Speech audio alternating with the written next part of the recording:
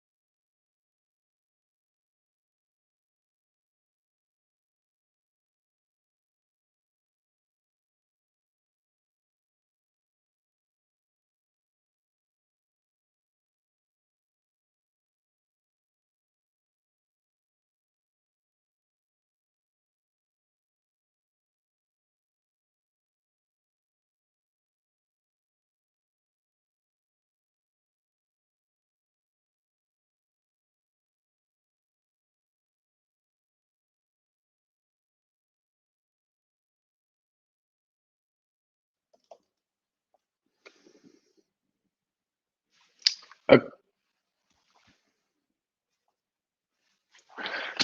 morning, everybody.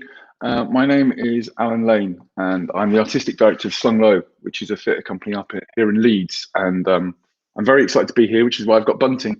And I've got the next 45 minutes to talk to you, which I'm super excited about. And I was hoping to be down in London doing this, but COVID needs. So here I am, sat in what we call our Zoom room. We are a theatre company based in South Leeds. So I'm talking to you from Holbeck, which is an inner city ward that is not having the best of times under COVID and wasn't having the best of times with austerity. And before that, deindustrialization and all sorts of things. But it's full of the most extraordinary people and the most extraordinary stories. And everything I talk to you about for the next 45 minutes, no matter how disconnected, how removed it feels from what a theatre director should be doing, or what a theatre company should be doing, or what Arts Council money should be spent on, or it's always about stories. So mostly I'm hoping to spend the next 45 minutes telling you some stories. And the first one is about a young man called Ewan, and I was sat downstairs in the club. It's the oldest working men's club in Britain, still owned by the community, and I'll explain later on how we came to be here. But it was 1877 it was opened, and now we manage it. And it is a community and theatre space and still a working men's club. So people still come in and drink beer and play dominoes on a Sunday. And I was sat down with my colleagues discussing something that we were about to do. And a man came in called Ewan, who was 20, and he said, "My dad says that if I come down here with a plan, you have to do it because you say yes to everything. And my plan is I would like a football club." And so I said, "Well, come on, have a seat. Tell me about this, because it's quite nice to have a reputation as someone who says yes to everything, but you have to at some point ask some questions." So he told me the story about how he was really into football, like an awful lot of young men and women here, and all of us this week.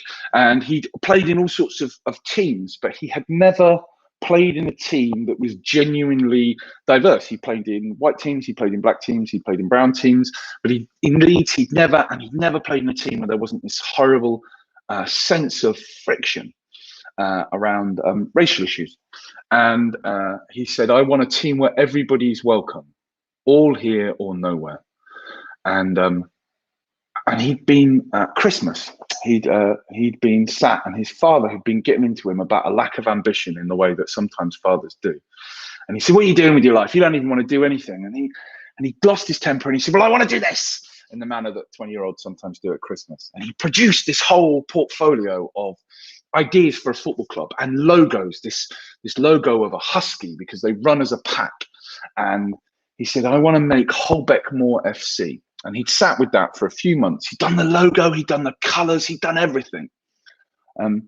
This young man, who was called Ewan, lovely lad, 20, was working in a factory, sort of by his own definition, not really going anywhere, had actually sort of come up with something quite profound, something that I'm assuming that a lot of people watching this are theatre people or arts people, and something that we would describe as a project that had a political grounding, that had demonstrable smart targets and KPIs that probably get some funding for, and it's really just a really good idea. Because the other thing about Holbeck that we'd learned recently is that the health outcomes are terrible. People of Holbeck die early, much earlier than the people who live 2 or 3 miles away. We have 300% domestic abuse rates, domestic violence, rates. 300%, it sort of feels like a mistake. And there's loads of reasons for that. And at no point should we abdicate responsibility for the people who do these horrendous acts of violence. But also, we live in a place which has been really badly handled by all sorts of movements. And we have incredible rates of childhood obesity, childhood malnutrition, heart disease, diabetes, respiratory disease. And all of that is connected. And all of that somehow, all of our collective responsibility, that if you live here, you can't fight all of those forces. You need some support. You need to be in a community. And Ewan had sort of put his finger on that and said, "I want it to be in Holbeck. I want it to be Holbeck Moor FC. for two reasons. One of which is the Battle of Holbeck Moor is where the British Union of Fascists got their asses handed to them in 1936. So he wanted that. He wanted this anti-racist football club to be on the field where the British Union of Fascists were defeated 1 week before Cable Street. The North is always first. But the second reason is there's no organised adult sport in the whole ward. There is no organised adult sport in the whole ward. And I was like, what? How is that possible? How there's 2,500 households? How has no one organised any fitness and sport here for adults? There's some good children provision. So this young man, Ewan, who is 20 and works in a factory where by his own definition he was going nowhere, and whose father decided he had no ambition and didn't want to do anything with his life, had produced this portfolio that understood the cultural, political, social, economic context in which he was working, that had found a problem and identified some of the causes of that problem, and had, with imagination and visual flair and the penchant for storytelling, because he was convincing me as he was sat in the bar telling me this, had found the solution. And he'd sat on it for a bit because he didn't know what to do. Because if you're Ewan, or anyone that you know like Ewan, basically if you're not people like us, with a budget and a staff or a team, it's quite intimidating to set up a football club. You need insurance, because we've set one up and we know now. And you need to be registered with the FA, and you've got to run the gamut that is trying to get the council to give you permission for a football club. Take it from me, it's best just to make one and tell them about it afterwards, because apologising is always easier than finding somebody who can say yes. It's really quite intimidating. It's really quite a lot. We spent a lot of time and a lot of money, and we're good event organisers. That's really all we are. And he'd sat on it for a bit until his dad had said, well, look, if you're serious about this, go down to Slunglow, ask to see Alan, because they'll say yes to everything. And that is the best reputation I think we could have. That is, you know, forget your 5 stars in The Guardian or your reviews in the New York Times or being on some stage power list. People know us as the place where we say yes to everything. And we've worked bloody hard to make that the case. So he came down and he told me the story.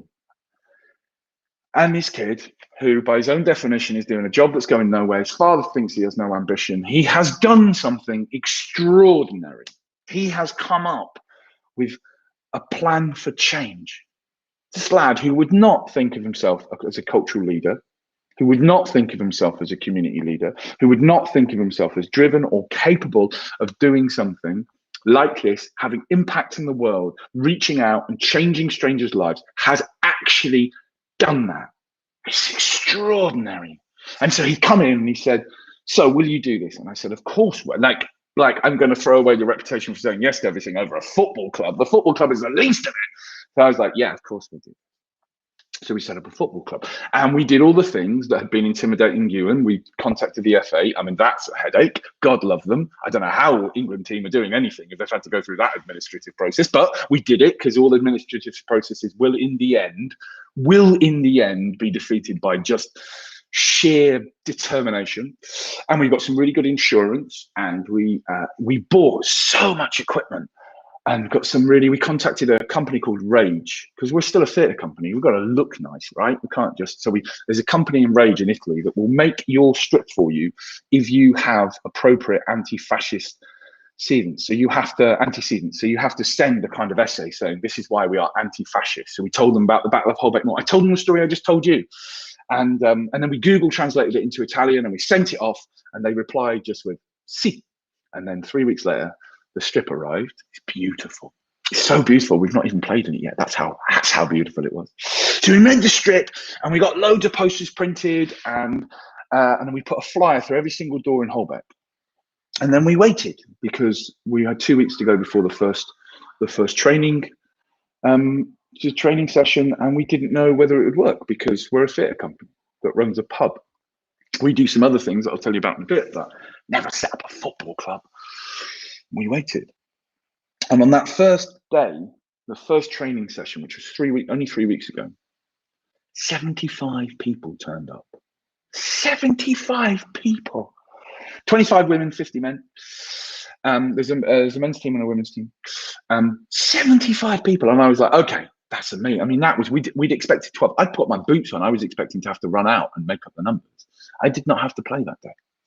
And the most extraordinary thing was every single part of our community. And even in 45 minutes, I don't have enough time to break down the whole of Holbeck. But there are a number, like all communities, there are a number of groups that that live amongst themselves. That's how it goes.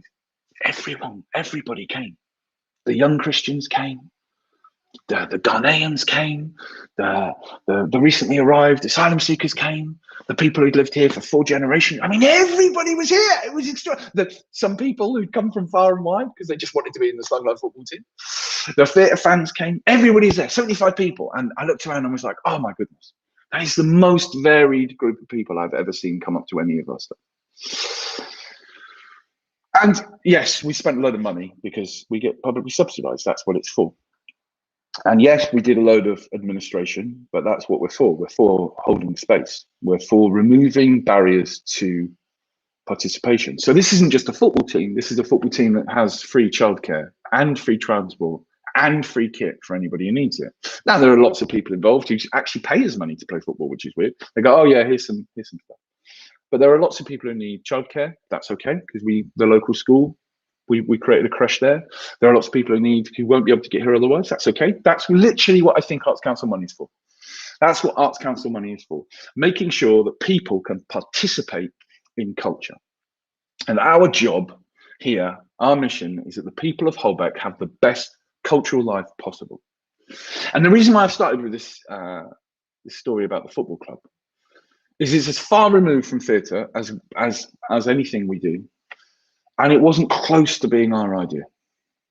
The best idea, I cannot explain to you the difference. It's second week training, 75 people turned up. They're not going to go anywhere. They're like, we're now at a point where we're having to gather money because the childcare is costing so much. We need to raise more money against this. We don't have enough kit. We don't have enough balls because 75 people we weren't expecting. What a great problem to have.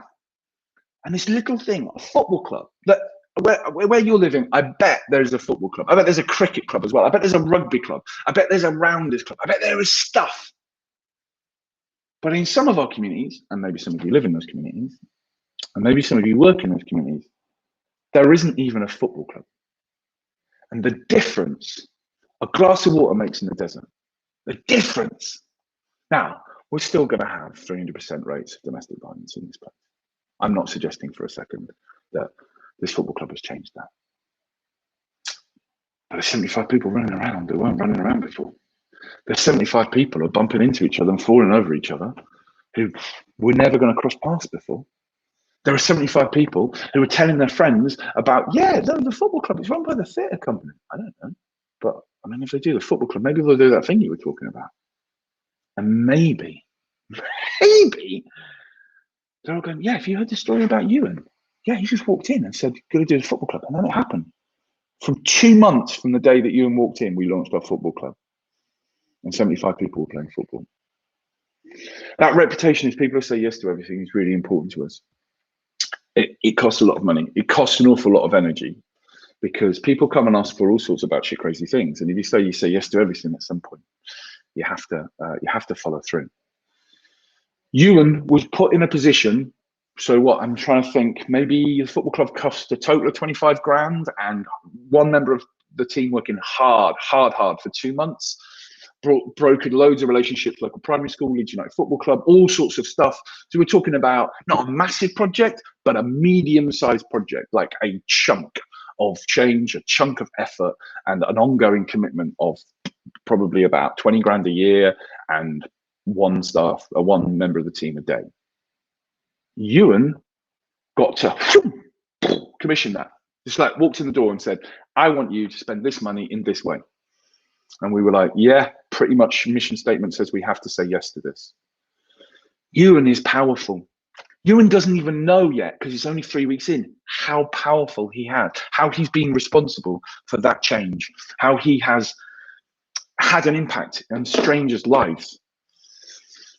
That is everything we're about. We're a theatre company that is specializes in making large outdoor shows, normally our plays. And the reason why we were originally funded, and if we have a reputation, this is what it's for, is for making large scale shows, hundreds of people, city centre, big political shows, all the audience wear headphones. There's always loads of fire. There's normally a car racing around. Half of them are being in water, so everyone's jumping in and out of boats. They're sort of like action plays, like an action movie done in an outsourced theatre with big, huge, sort of sweeping political speeches, and hundreds of people. Well, we talk about people's theatre, so members of the community, citizens deciding that this is what they're going to do with their 6 months. They're gonna spend all their free time being in a play with us, and that one was going really well. We've been existing 20 years, and probably we could have kept doing that for a bit. And about 12 years ago, we moved into some railway arches in Holbeck. Told you a little bit about Holbeck.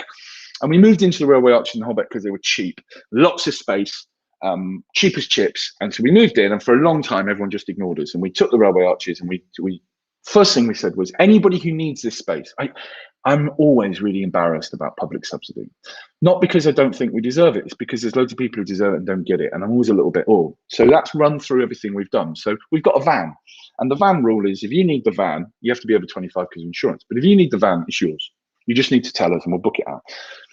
That van is used by every little theatre company, young theatre company in the city, racing around doing the stuff. And the same was with our space. If you needed our space, we put locks on the door that were numbers, not keys. So we would just text you and say, the number is, and it was always the same number, 6771, which was the address. And then you could just let yourself in, and then you could use it as a rehearsal room. So for 8 years we did that. And for the 8 years we did that, anybody who asked, we said yes. And everyone would use the space, and we would tell them the numbers. And we were robbed every single year for the 8 years that we were there, but never once with anyone by the number. So every time we got robbed, someone had to bring an angle grinder and cut the lock off. So by the end, every part of the artistic community in Leeds knew the numbers, and we could just come and go as they saw fit. It was great, but it was scruffy, and it was in the middle of the red light district. So all the people who read The Guardian in Leeds loved it, because it was like, I'm this little boho studio theatre, and they could come and see all the kind of latest Rash Dash, Chris Thorpe, all that great work, amazing artists, and everything was pay what you decide. But we noticed that the people who lived in Holbeck, which was only like 300 metres away, like the housing estate, didn't come. So we went to Holbeck Gala, which is like a Village Fete, but in a Ken Loach film. We've just finished doing it. It's amazing and a beautiful and a chaotic day. And we stood at the Holbeck Gala in a stall, and we said, why don't you come to us? We've got this theatre, it's pay what you decide. And they said, you're just scruffy. And we realised that this boho vibe that we had, that we thought that was doing really well, I mean, unbelievable reviews for a welcome and everything else, worked if you already thought that the arts were for you, and you were kind of understood what we were raging against. So we weren't like a red velvet theatre with nice seats. We were in this place where you get a hot water bottle, and the beer was only £1, and everyone's like, oh my God, it's great, it's an alternative space. But actually, if you didn't appreciate the theatre had never bothered reaching out to you, you just thought we were scruffy bastards, so you wouldn't come. So we're like, great, we're going to do something about that. So we start thinking. At the same time we started thinking, I was rehearsing a kids play that couldn't rehearse in the railway arches. So we rehearsed in the big room upstairs at the Holbeck, the oldest working men's club in Britain, 1877. And it was in a bad state, like a lot of clubs. It owed a lot of money, and it was being run by volunteers, all of whom were in their late 60s, all of whom were knackered, and they've been doing it for a number of years. And they owed a load of money. They owed a lot of money. And the producer, Joanna, there's 5 in the team. Joanna, a brilliant producer, she said, how much money do you owe? And she came to me, and we'd just done a show at the BBC, for the BBC, and we were due to get a load of theatre tax relief. The problem with theatre tax relief is it's a way of giving people who spend lots of money back. It is not a progressive way of funding the arts. And I had done a lot of speeches about this, and so I said, we can't apply for theatre tax relief because I've mouthed off about this loads. And she said, we're due to get a load of theatre tax relief from BBC show, and it is almost exactly to the penny how much the club owes. And I was like, oh no. So I swallowed my pride, didn't take long, and sat underneath bunting. I don't have that much pride. And we took the money from theatre tax relief, and we paid off all the debts to the club and got them back the deed. So it's owed by members. It's 480 members. It's £6 a year, and they own the club. That's how it works. And we said, we'll move in as managers, and you're going to write a long list of things that you want, and then we're going to do all of them. And what they really wanted was still to be able to play bingo on a Sunday in the bar downstairs and everything else, all that good stuff. But the rest of the space we're going to renovate. So we'd fallen into disrepair. So there's, through that door, there's a 250-seat cabaret space where Ernie Wise performed 70 years ago. There's a 2-bedroom flat upstairs. There's an office downstairs. There's a bar and a lounge and a snooker room with snooker tables, and then there's cupboards everywhere. It's that big. So we're going to move in, and we're going to turn it into a pay what you decide community and arts space. And we're going to have a rule, which is everybody gets what they want. Everybody. and nobody gets to stop other people having what they want. And it sounds so daft, doesn't it? I've got a 5-year-old son and he gets it. And it's so simple. It's my first political principle. Everybody gets what they want, easy. There's loads of people who hadn't come into the club before. And we could argue all day long about whether that's conscious or unconscious racism, but bottom line is everybody came into this club is white, and most of the people who live in the community are not white. So there's a thing going on there. So we were like, no. I'm not spending my 40s doing this. Everybody gets what they want. So if you come to me and say, I want to have a funeral because my family from Ghana can't come, we're going to have an event, that's going to happen. You come and say, I want to put on a Christian comedy, that's going to happen too. I want to put a queer cabaret, that's going to happen. We'll make it a safe place. We say yes to everybody. Everybody gets what they want. But, and this is where the battle comes, nobody gets to stop other people getting what they want. Now that, oh my goodness, because it turns out when you ask people, what do you want? They don't say, Davina De Campo to play and a 20-piece orchestra. They don't say any of that. They say, well, I don't like that they're going upstairs. And you're like, no, that isn't, no. What do you want? Well, maybe a bit more for the kids. We'll put more stuff on for the kids. What do you want? I don't like that they're, why does the place smell like this? They want other people not to have things, and that's the tension. That's been, so we moved in and we wrestled with that tension, and there were days when it went amazingly. This massive cabaret, Davina De Campo did play, amazing. There was a 7-piece band, we danced like madmen. Everybody was here, all different part of the community. And there were days when it didn't work. There were days when we had to stand on the stairs, literally shouting down members saying, you will not talk to people like that. Because that's the cost of doing business. Because we haven't finished. If people talk about the culture wars, no, we haven't finished. We haven't even decided, that people out there haven't decided which side they're on in this war yet. So it's hard. And we did it for a year and it was great. What a thing to do with a year of your life. And then COVID happened. And we weren't sure what to do, because we could go home, we could go on furlough, and we would have been fine. We get Arts Council funded, we're pretty much protected as anyone was. And I said, if we leave now, I've been here a year, we've just broken the back of it, we've just earned their trust. If we leave now, we'll never be able to look them in the eye. And the rest of the gang in a heartbeat were like, no, we can't go, we'll have to stay here. One of them moved in, because at the time, in the beginning of the first lockdown, I don't know, all the theatres started to get broken and all the pubs started to get broken. And we're like, no, that's not happening to us. So Matt moved in the flat, and we sent a letter to the 200 nearest neighbours. And we said, we know you're scared, we get it. But we're old enough to know what we're doing, and we're young enough not to be absolutely terrified of COVID. At the time, we were pretty sure about that. And we've got some money, and we've got a van. And if you need anything, we're your neighbours, so you give us a call. And they did. They rang and they said, I can't want my dog because I'm going to stay in the house. You remember that first 6 weeks when no one moved? Wow, I need some groceries. I need prescriptions picking up. Oh, my daughter lives in Bradford, but she's got any clean bedding. Can you go drop stuff off? So we just started doing all this stuff. We started delivering for the Meals on Wheels, picked up some food bank deliveries. And then the council rang and said, hey, we heard you sent a letter to your 200 neighbours. Cute. Could you do that for the whole ward? And I was like, how big is the ward? And they were like, well, it'll be about 7,500 households. I was like, yeah. Say yes to everything. I was like, yeah, we'll do that. So we started, and we became the social care referral unit for the ward, which meant that if you had a problem, you rang Leeds City Council, they would and you lived in Holbeck, Beeston or Cottingley, they would put you through to here. And then you would get through to my mobile phone. I'd say hello, and you tell me what you need, and we'd do it that day. And that was amazing. What a privilege. What a privilege. That 6 months, it was 7 days a week for the first 4 months. We were dead in our boots, but what a privilege. Racing around empty streets with high visibility jackets, just like. And what we discovered was that people needed help. They needed their bins put out, all that, easy.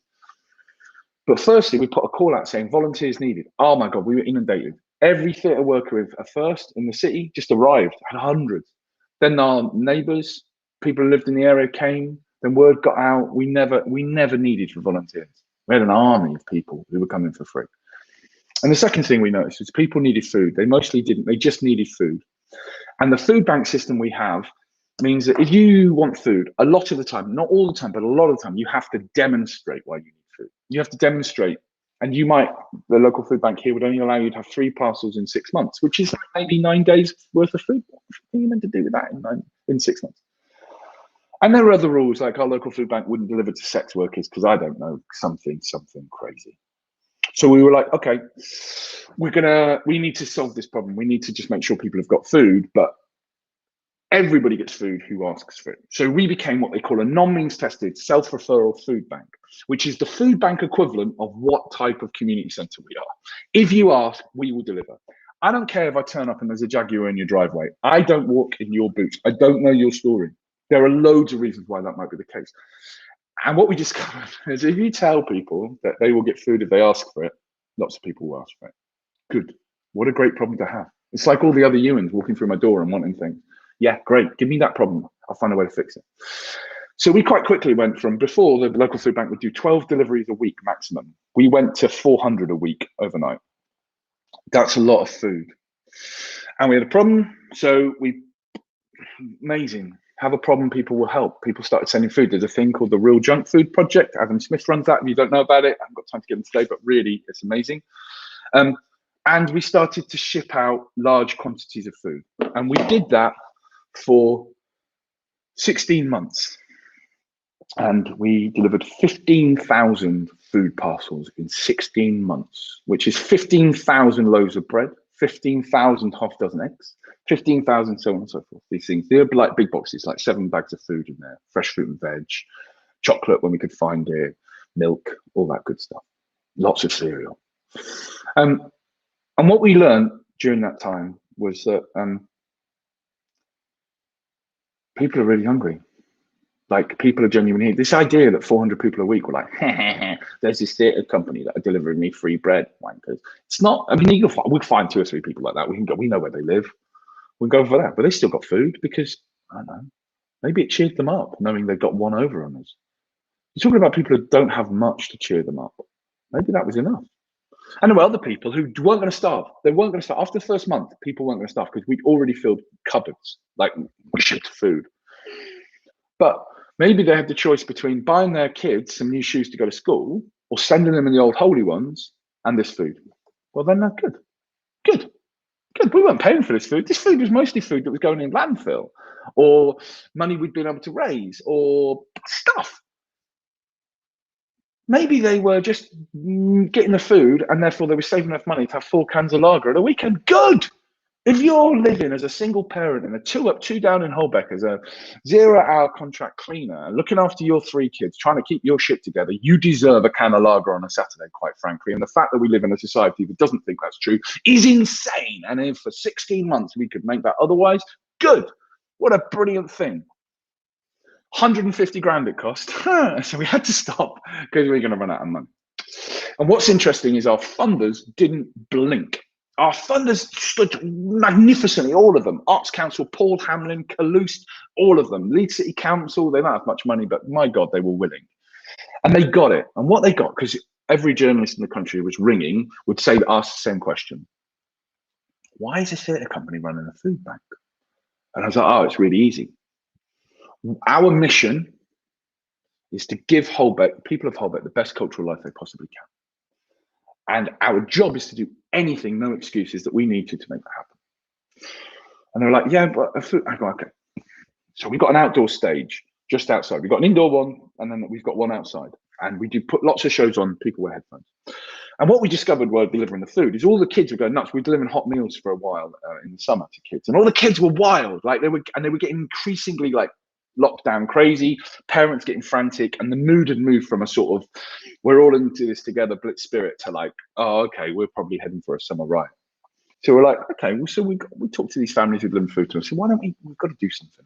We've got to put something, got to give you something to look forward to. Why don't we put on outdoor kids play and then you bring them all, and then that gives you, we give some structure to the summer. And all the parents were up for, oh, God, yes, please, God, give us anything to do.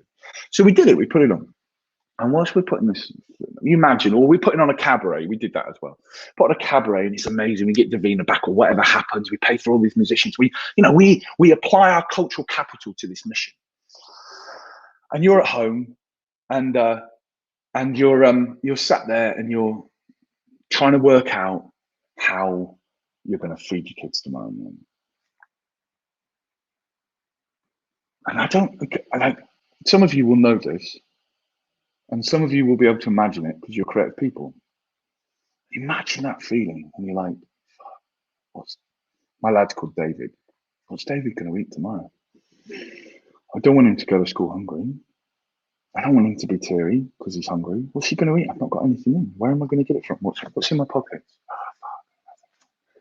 Not being paid, there's no work. Imagine, like, just the feeling of panic is horrendous. Just even imagining it, not even living it, just imagining it, just being a fucking human being. And you're like, oh God. And now imagine you hear music from out the door. And so you open the door and I'm putting on a show. I got Davina dancing, I got the band playing, I got a fucking magician, I got everything. And it's free. Pay what you decide. It's free. And we've advertised it on Facebook and in print, and we've done a flyer drop to every damn house in the ward. Everybody knows about it. We spent 2.5 years saying, yes, we've done everything we can. We are as accessible and as culturally democratic as possible. We give everyone what they want and nobody gets turned away. So surely this is working, right? Surely this is a good thing. We have found the absolutely morally pure act of free entertainment to raise the spirits. And you don't know where your kid is getting food tomorrow. And quite frankly, how are you going to summon up the strength to leave your house and go and sit down and have a good time? This madness. You're not going to. And actually that noise, which we, God lovers, pure of heart, are like, yeah, this is a really beautiful thing we're doing, man. Yeah. Becomes an act of aggression, becomes an annoyance, a noise disturbance, a mocking ringing of a bell. Stay in your house and panic. How are we going to live with that? The thing we thought was going to be a gift becomes like whatever the opposite of a gift is. So how on earth are we not going to be a food bank? How on earth are we not going to care about their health outcomes? How are we on earth going to live in a place and be like, there's a really great play. There's no organised sport. All these people are incredibly, oh yeah. Our job, our mission is to give the people of Holbeck the best cultural life possible. And we leverage our cultural capital, what reputation we have, our connections in the press, our ability to raise money, to give them that. And it means nothing if we don't care about everything else. Now, we're not going to solve poverty. We've had to get out of the food bank because we just ran out of money. I ran out of energy, man. We were beat at the end of 16 months with 15,000 deliveries. And I was like, I can't go on. I'm losing my fucking humanity here. But that doesn't mean we stop doing it. We just change tack. We're not going to solve it. That's not the game. But we're going to fix those things where we can. We're going to keep trying, forlorn hope that even if it's just one family, even if it's just one person who comes, runs around in the field, feels better for it, that puts them in a slightly more positive mindset. Then they can see the opportunities. Maybe they're just a bit more patient when they get home. Closed fist becomes an open hand, maybe. And that's worth it every time. So when people would say like, why are you a food bank? I'm like, dudes, why are there not more? How are we not caring? We can do whatever we want here to try and get them in. But if they can't leave their houses, then we're just part of the problem. We're just a hectoring, mocking noise at the end of their street. And we cannot be that. We are beholden to these people. I will not be humiliated. I will not humiliate them. So that's why we were a food bank. We talked before about programming. And people do walk in and say, I want more. They want opera. It really upsets me because I don't like that they love opera. I know, but it's not part of our, it's not part of my narrative. It's not part of my story. I want them to love other things. And interestingly, opera is the most popular thing. Second most popular is drag queens. One day I'm going to make a drag queen opera. It's going to be amazing. But people come and they just say, oh, I really love that show you had on. Can you have more like that? And that's what we find. People love something and then they want more like that. And then it's our job. So that's the kind of cultural democratic part of it. They literally get to point and pay, like Amazon. I'm more stuff for my kids that's funny. Great, here we go. Try and find the best one we can. But then it's also our job to put on stuff that they haven't seen yet because they might like it. Sometimes they don't, and that's okay. But we had one of the first shows we had here was Tom Wells wrote a kind of one-man musical about coming out as gay at the age of kind of 15, set in a swimming pool, beautiful little piece. And we put it on, and I was like, no way, that's not going to go down. It turned out, yeah, he had the same vibe as Billy Elliot, had that same sort of coming of age thing. They adored it. Now they want more Tom Wells plays. You're like, okay. I mean, half the people on this call aren't going to know who Tom Wells are, but in Hobbit, they're like, yeah, we really like that writer, Tom Wells. So that's part of that tension here is this cultural democracy. People get what they want. And it's also, we've got a job. It's not just, Ned Glazier from Company 3 says it brilliantly. Like, if you give a bunch of kids all the tools and wood to make a playground, it isn't going to get up in the air. But if you make a playground and keep enough budget and enough time and then say to them, how do you want to change this? Then they're going to end up with something they feel real ownership of. And that's the key here. So we have a community, we don't have a board, we don't exist as a charity, we don't answer to anyone but ourselves and our community. But we have a community advisory board, our neighbours. Every group that has a relationship with us has a representative. And on that board, they have total power and no responsibility. So if I get something wrong and there's a court case, they're not going to court. They don't want that level of responsibility. But if they walk in and they say, I want Shrek on Ice, they once asked for. I was like, right, I can't, okay, fine. My job is to go and try and get them Shrek on Ice. Now, of course, I couldn't get them Shrek on Ice. But along the way, we discovered why they said it. And all of a sudden, we came up with a whole new program of work for them. They're given total power, but no responsibility. Because one of the things we find around here is that actually people want to be involved, but the systems we have involved require all sorts. So for a start, you go, do you want to sit on a board of a charity? What does that mean? It means you're legally responsible. Man, I'm just trying to get, I'm barely coping as it is. What are you doing to me? So one of the things we do is try and remove that level of responsibility, but still keep the authority, give them the power without the admin. How many meetings do we sit in that are like 2 hours? I sit on so many boards and they're all 2 hours long and involve printing off 1,000 pieces of paper. And you just sat there going, oh God, this whole system just feels like it's not designed to empower me. I'm a pretty empowered guy. I've been talking for 35 minutes nonstop now. I haven't got a confidence problem. Imagine if you do, it doesn't work. So one of the things we do here is a cultural community college. So we teach everything from fire breathing to Indian dancing to bread making to sword fighting. And if you were here and you lived here and you said to me, I've always wanted to do blacksmithing, I promise you on a point of pride, there would be a blacksmithing course next term. And I'd get in touch with you and say, hey, Sam, blacksmithing's on. Do you want to come? And that gets you through the door. You go, because it's a bit of thing. Right? They went and spent the money on the blacksmith. And you turn up. You have a good time blacksmithing, and as part as you leaving, I say, anything else you fancy? And you go, yeah. Well, I've always wanted to do. I've always wanted to fire a gun. All right, yeah. Why not? So we might get an armor in. It's okay. We've got one of them. We've got that coming up. And you come and because now I say, like, Sam, we've got that armor in. You put the word out. Well, now, Johnny Big Balls, aren't you? You're the guy that you're programming now, like you're like pointing at resource and making it happen.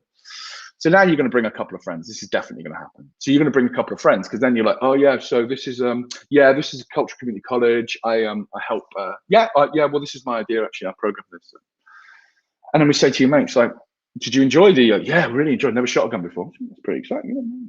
What do you I've always wanted to make a mosaic. We've got that coming up too. Oh, yeah, fine. And so now Sam's two mates, now they're programming. They're having a little dibble dabble. Great. And I said to Sam, like, got anything else? Anything else you want to do? And maybe he picks another course. She picks him. Sam, could be on it. And then after a while, I say, what are you good at, Sam? Nothing. Like, this is the conversation every time. I've had this conversation now 24 times. What are you good at, Sam? Oh, me? No, I don't know anything. I'm basically a rock. I can't even. No, I don't know anything. So first time it never worked. Second time, I'm like, Sam, I've been thinking. What do you do?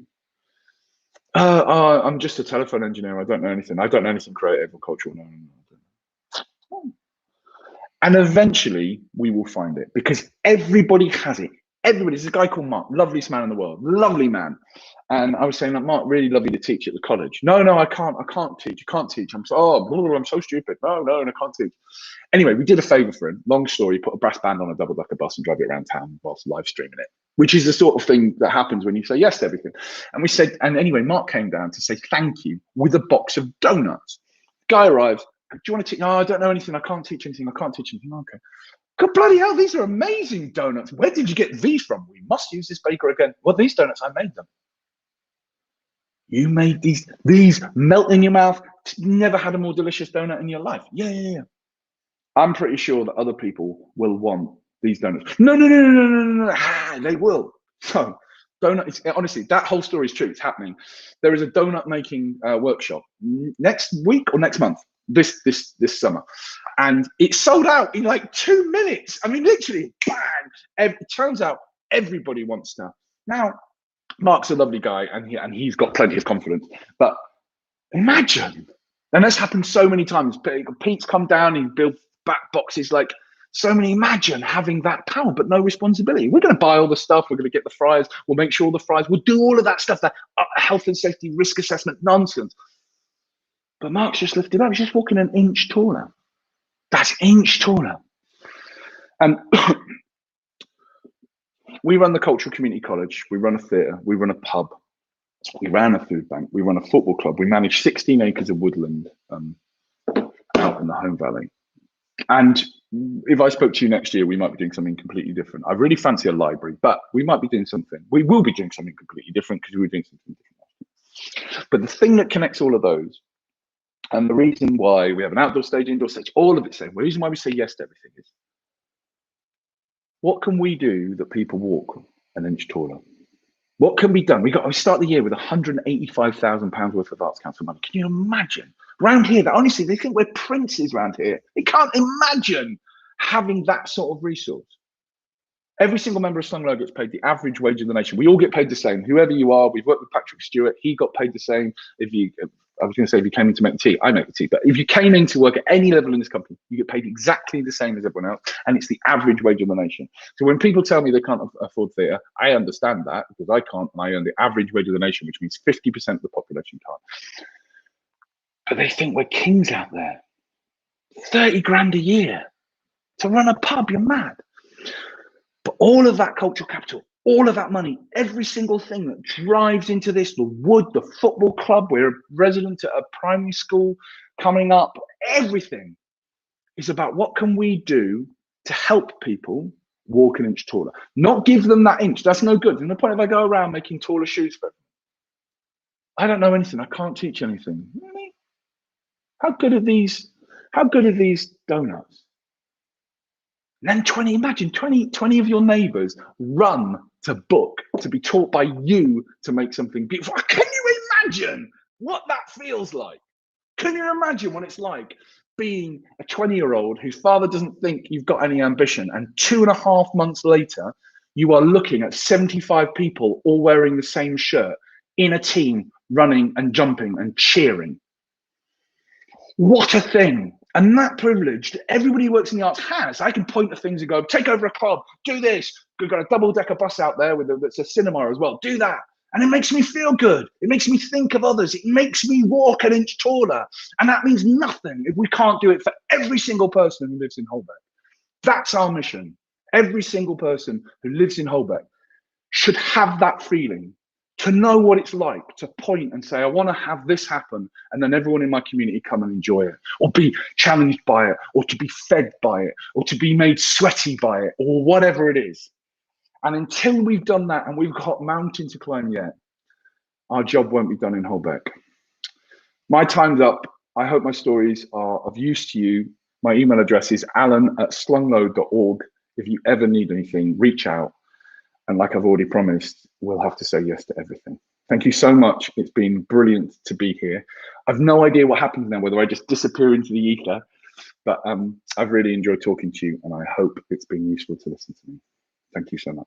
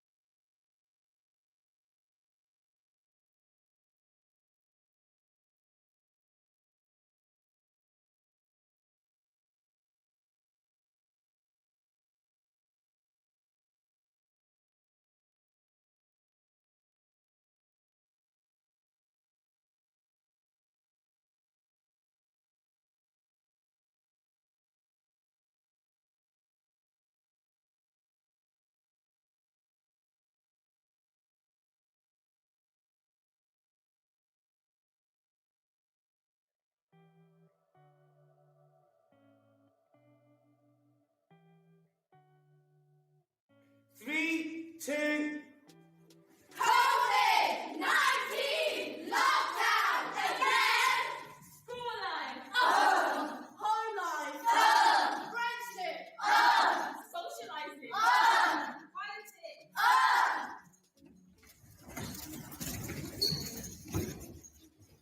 School life. Miss, I don't understand. Oh, my Wi-Fi is so bad. I can't hear, it's frozen. Can't spend another minute for this laptop. Miss, I don't understand. I give up. Friendship.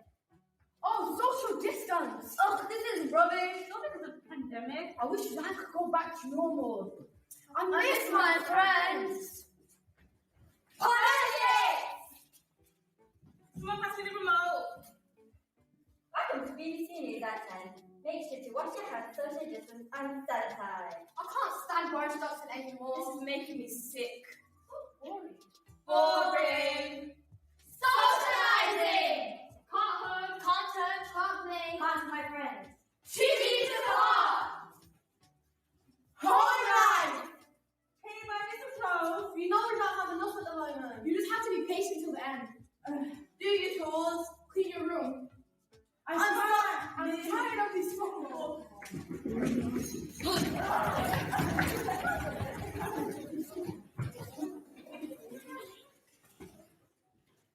COVID-19, you won! Hi, I'm Gianna, and drama for me is a great way to express yourself. It's also a really good way to portray the day-to-day life. It also helps you to show and digress and become a character that you probably aren't used to being. Shania, and I find drama is a very important subject in my daily life and curriculum. It's a way that I can express myself and be a better person, if reasons. And it's like a non-judgmental sport for me. There's no wrong way to do drama. It just depends on you and how far you're willing to persevere. Hi, my name is Maisha, and I find drama a really diverse and inspiring subject because you get to see two sides of the story. Not only acting, drama classes are a whole lot of fun, but it also gives children a platform to express themselves. School life and home life both change massively for a lot of people, I think, because when kids are coming to school every single day and all of a sudden they've been told you can't go to school anymore, you can't socialise with friends, you can't meet people outside your home, and then staying at home and having to glue themselves to a screen every morning for schoolwork and stuff like that, it changed a lot for a lot of kids because they weren't allowed to take part in physical activities and stuff like that that they would normally do during school days.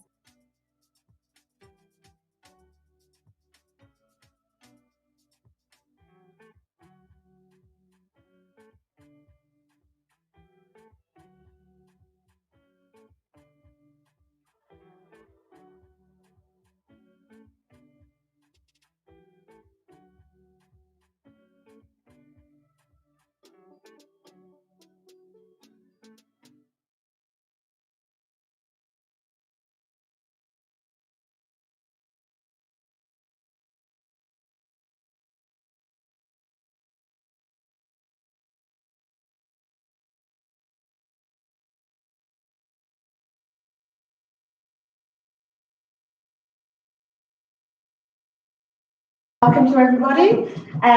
The Play the Part Youth Advocates Project is a project that was funded by the Disrupt team, and it involved us identifying local young people within the Handsworth locality to take part in this project and talk about how drama has affected their lives, how COVID has affected their lives, and it's about them expressing their feelings. It's taken place here at Handles Wood Girls, but we've also had participation from students from Hampstead Hall School and also their staff and volunteers. It's been supported by Blue Orange Theatre, who are partners and have helped to deliver the project here at Handsworth Wood and run the project each evening.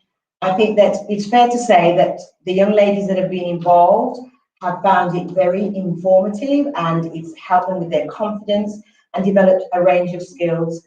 Very proud of the work that they've done. The film that we've just seen is a combination of people's ideas, feelings, and their thoughts about COVID.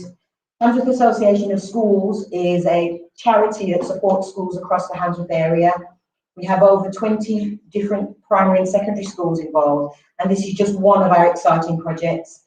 So today we are going to have a live discussion about the thoughts and views that some of our participants have thought about the project, and also for them to express their feelings. So I'm going to hand over to our wonderful hosts who are going to tell you what it's all about and to encourage you to express your views. So handing over to you guys, come on up.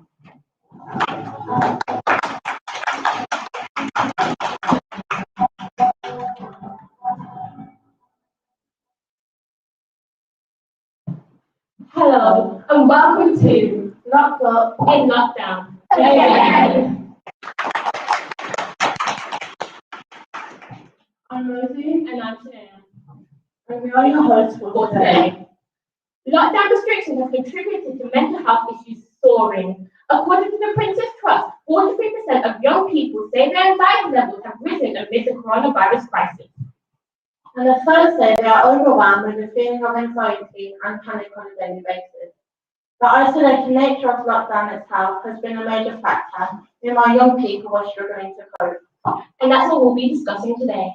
Now may I please welcome our first guests to this talk show, Anisha and Zabida. Thank you for joining us today. Thank you for having us. It's an honor to be here. Are you ready for your first question? Yes. So, Anisha, I'd like to ask you, how have some young people made it through the pandemic successfully? Well, I feel like it's kind of a yes and a no kind of answer. I feel like some people have, they've been calling each other and, catching up in general. But at the same time, I believe some people have had the advantage to use devices at home. And for that reason, they've really missed out, I feel like, and they haven't been able to attend school either. And they've been, glued to their school devices they've been given from. So, yeah. And Zabida, how do projects like Disrupt Festival help young people participate more in the performing arts? So I encourage young people to participate in the Disrupt Festival because it can help these confidence knowledge. Back to you, Nisha. Do young people see the value of the performing arts in their terms of future careers? Well, yes, I believe totally, because I feel like drama has so much to offer. And for example, you can develop your confidence and you can work in a team. And I just feel like it's just amazing. With drama, you can do so much. And Zabida, does participation in drama help with the future life choices and chances anyone has? Yes, if you want to write Those are some brilliant answers, guys. Thank you for joining us today. Back to our next question.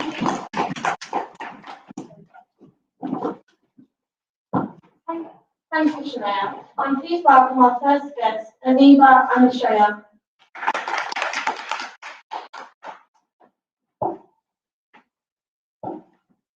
Thank you for coming, guys. Happy to be here.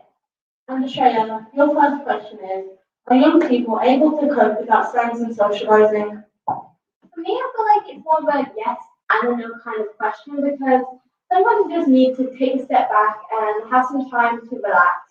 But during the coronavirus, I really wish that I could have had somebody to get through it all with, like my best friend.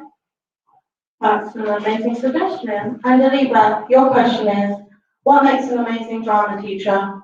What makes a good drama teacher is someone who supports you no matter what, and who will teach you drama and correct you on mistakes. An amazing suggestion, Aliba. And Shreya, your final question is, what is the best way to encourage young people to participate more? Well, I recommend like different confidence growing games and activities, like reenacting scenes you've seen in a film, or acting like pop star or something like that. Those were amazing suggestions, and now I'm going to go pass over to our first host, Shania.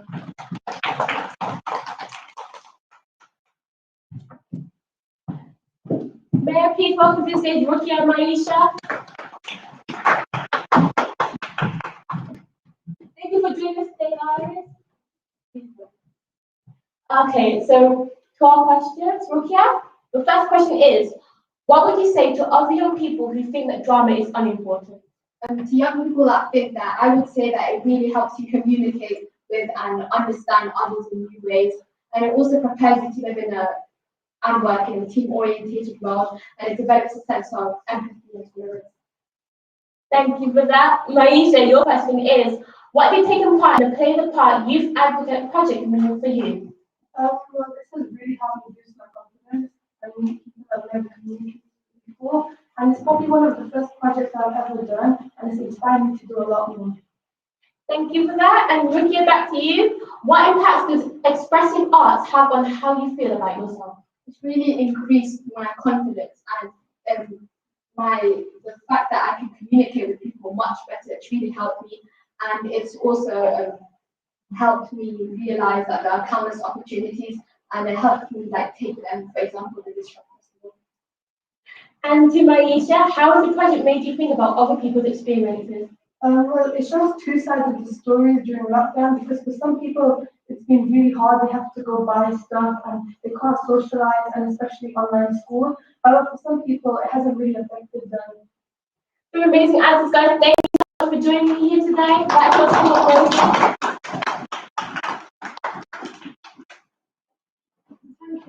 Thank you, Shania. And to our second guest, Denisha and Destiny.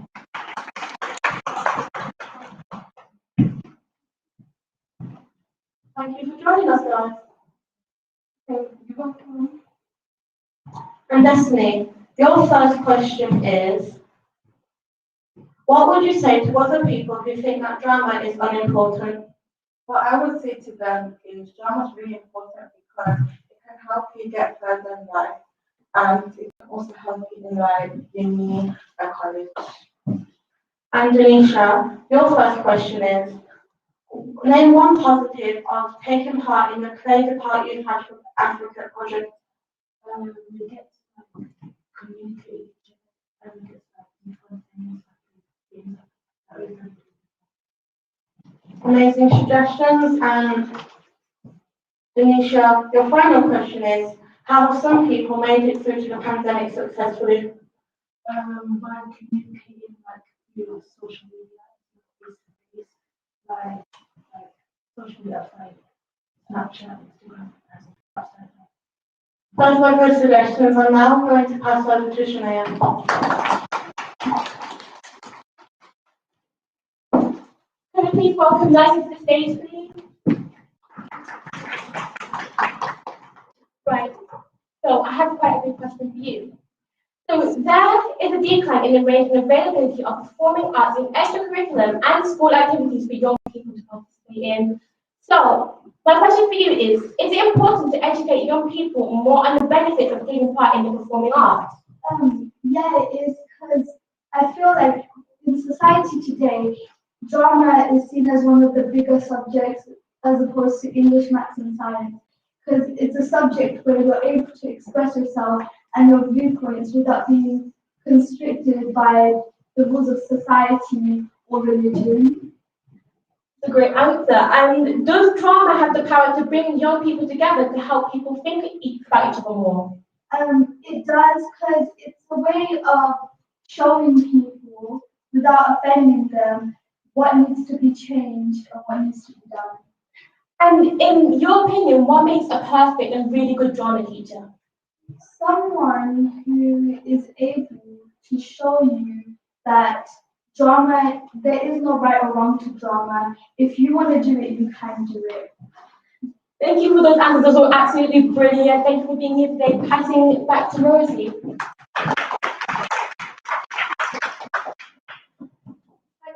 Thank you, Shania.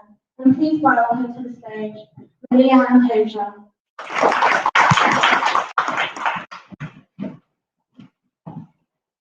Thank you for joining us today. Lillian, your first question is, does participation in drama help with the future life chances?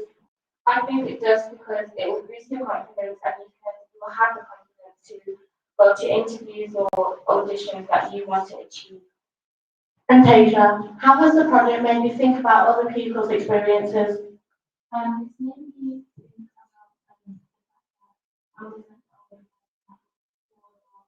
not having something like that with people were going through the same thing. And I like that now that the club is here, we've been able to listen to people's stories and understand what their point of view was and what happened to them. There were some brilliant suggestions. You may now leave the stage and please welcome Aziza and Shazza.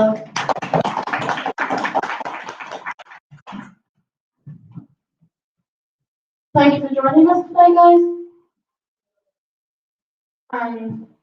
Shazza, your first question is, how do projects like this help young people to participate more in performing arts? It helps them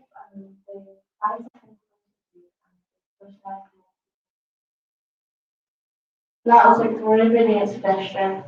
And Aziza, do young people see the value of performing arts in terms of future careers? I think that people should see the value because since we've been in COVID and lockdown, there's a lot of feelings that's being kept inside, and that during drama we can use the feelings that we've been feeling to portray the character that we're playing. Those were some brilliant suggestions. You may now leave the stage and please welcome Luden and Ira.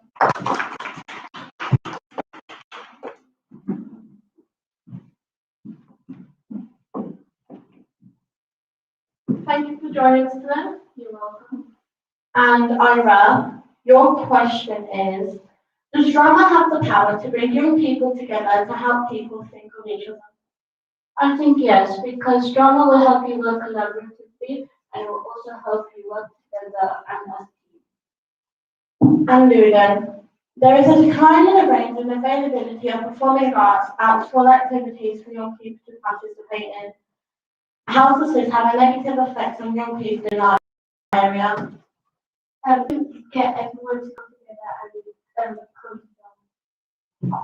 There were some brilliant suggestions. You may now leave the stage and please welcome Lucy Joe.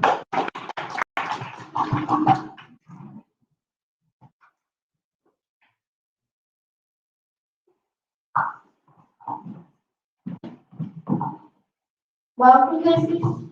Hello. And your only question today is it important to educate young people more on the benefits of taking part in performing arts?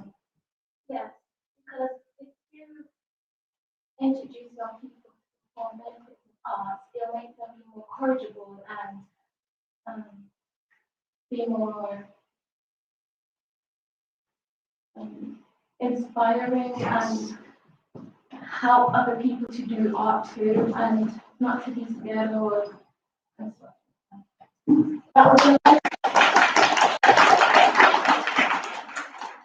Please welcome Shemaya back to the stage.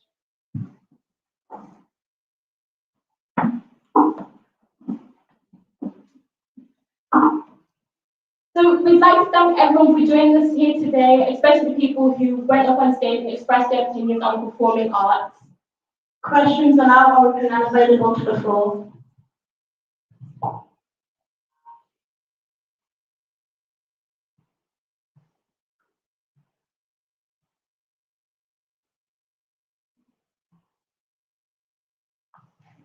So if you have any questions for you guys at home, please type them up in the chat and we'll try our best to answer them. What was your favourite part of the project?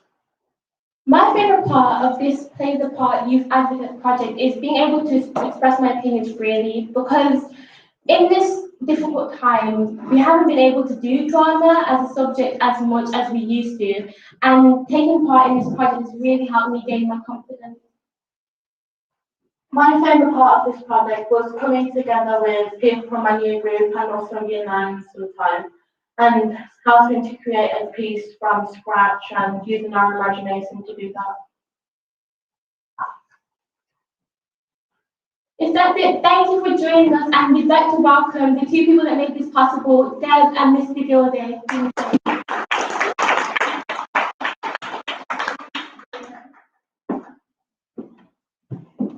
Well done, everyone. Well done, fabulous, really proud of you.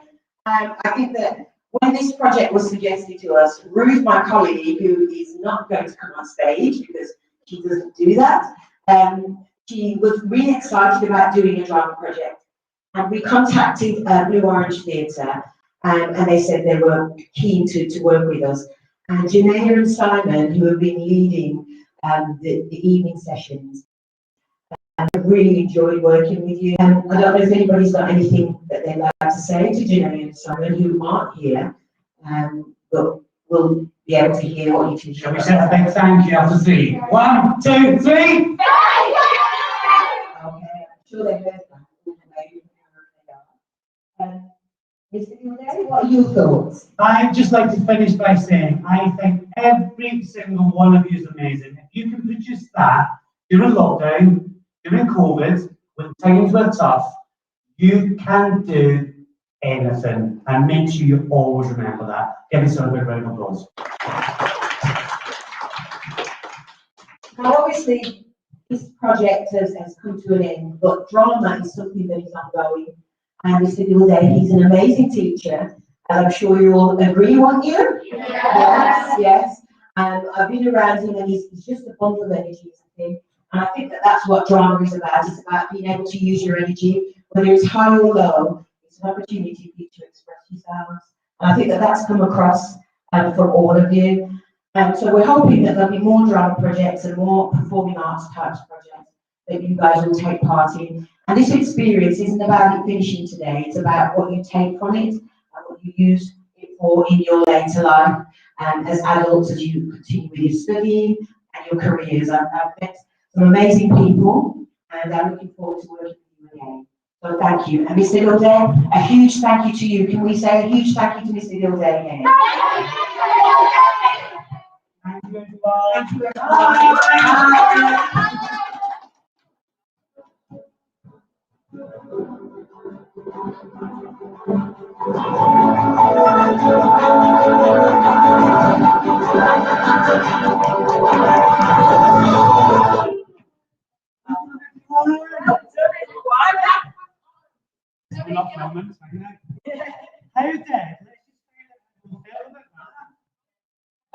Casey smashed everything you would go. Yes.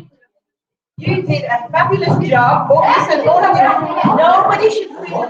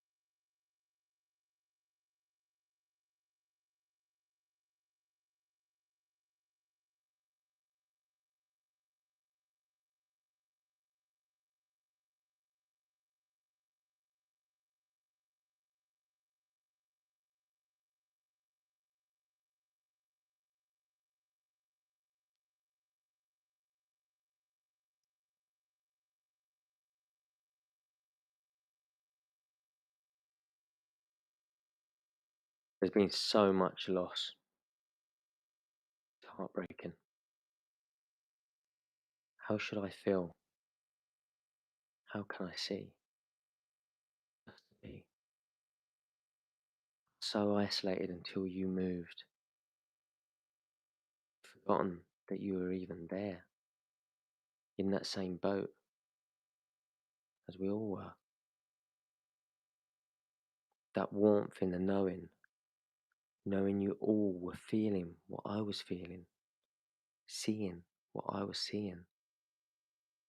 That collective fear and loss. So alone.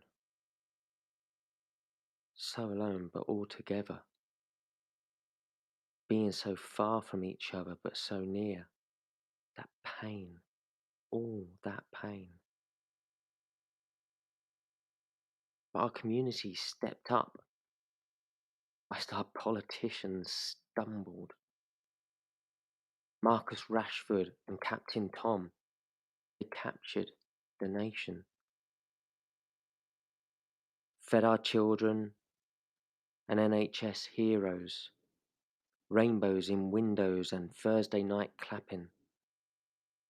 Garden conversations with our grannies, separated by glass. Strangers picking up shopping and not letting us starve. Activism. There's so much activism. Beautiful, beautiful activism. Black lives matter. Black lives matter. Black lives matter. Black lives matter. New movements for change. Wash your hands. Wear a mask. That new. Seriously, that new. Zoom. Oh my God, bloody Zoom. David, you're on mute. I don't want to go back to normal. Because normal never worked for me. Disrupt how we remember. Disrupt the way forward. Disrupt the system. Disrupt change.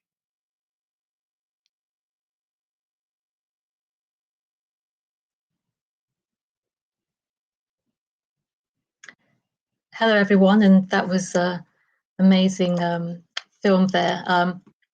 My name is Ma. I am one of the co-directors from the Lived Experience Network, and thank you so much to Iona and her team for organising this Disrupt festival. I'm going to be with you for the next 30 minutes presenting a keynote. And what I will do, I'm going to disappear for most of that time. So I will share my screen, so you will look at images while I talk over them. So bear with me while I just do a little bit of technical.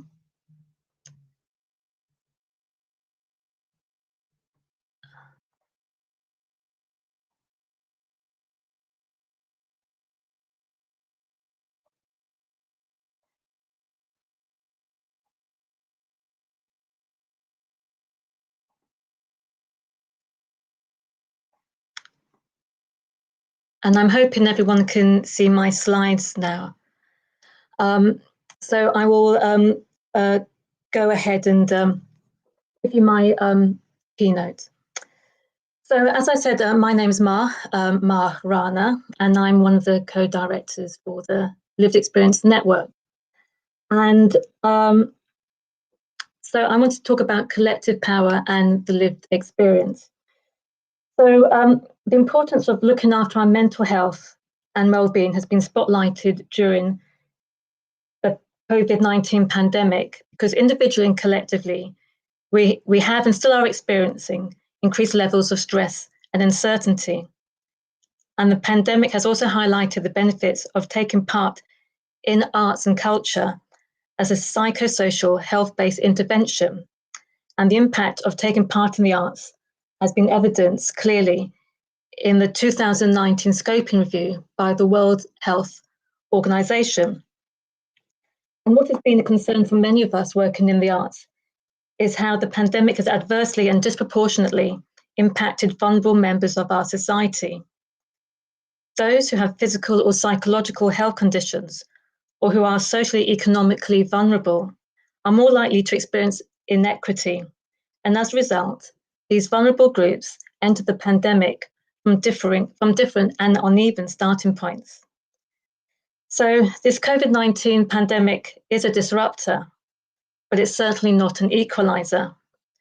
So even before you factor in racial inequalities of health and social care, if you're living in poverty, receiving low wages, or a member of a single parent household, this means you're more likely to experience the highest levels of economic impact and health inequality.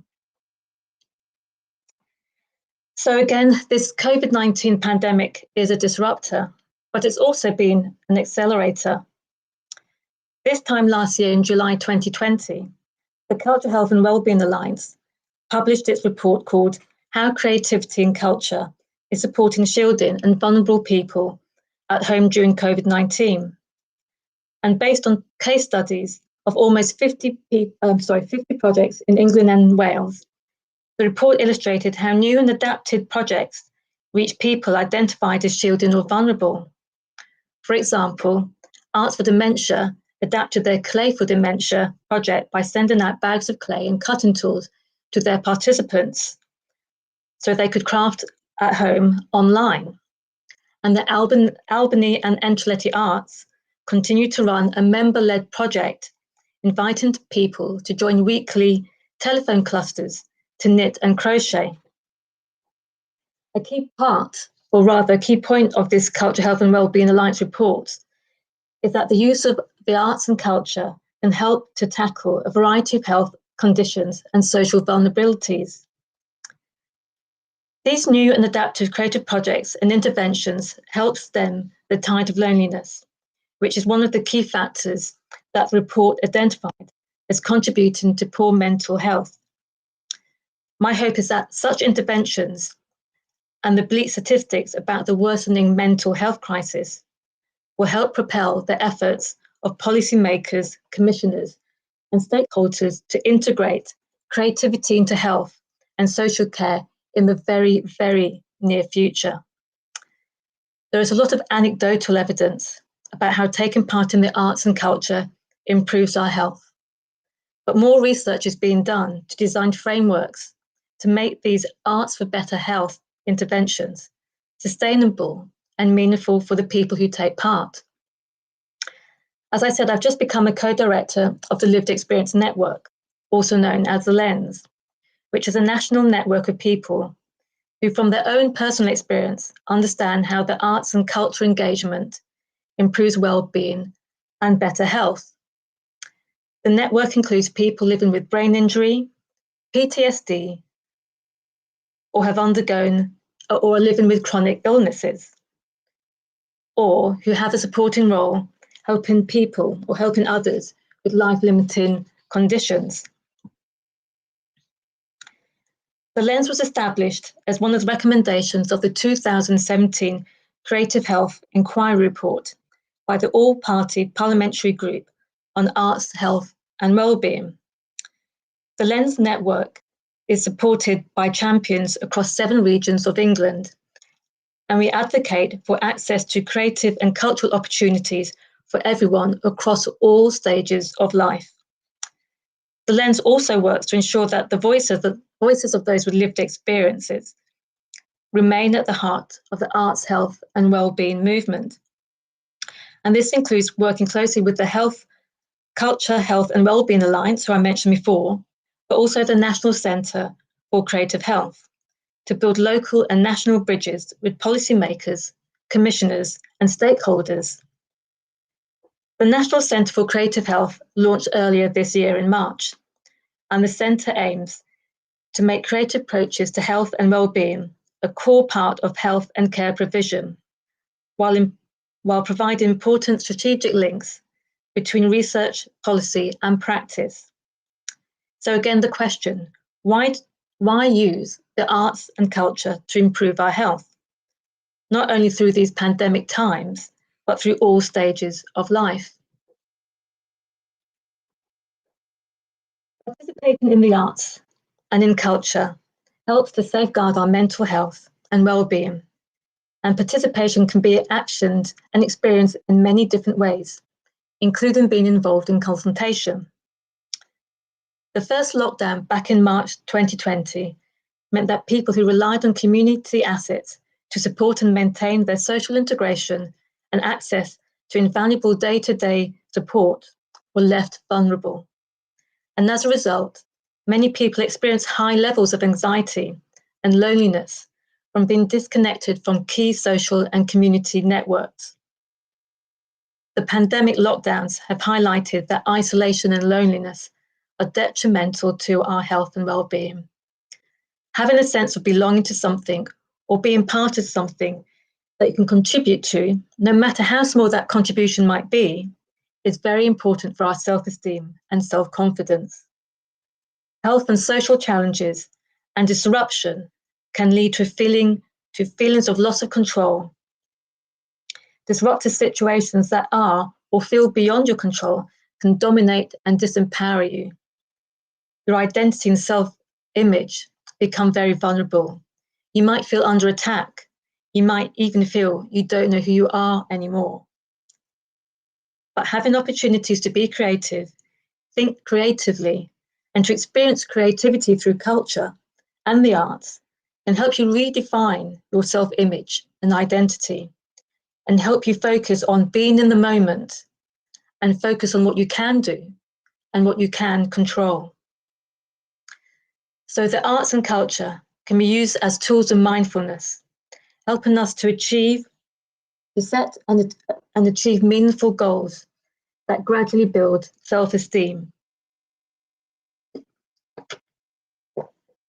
Taking part in something creative provides focus on something that is not only about being ill and disadvantaged.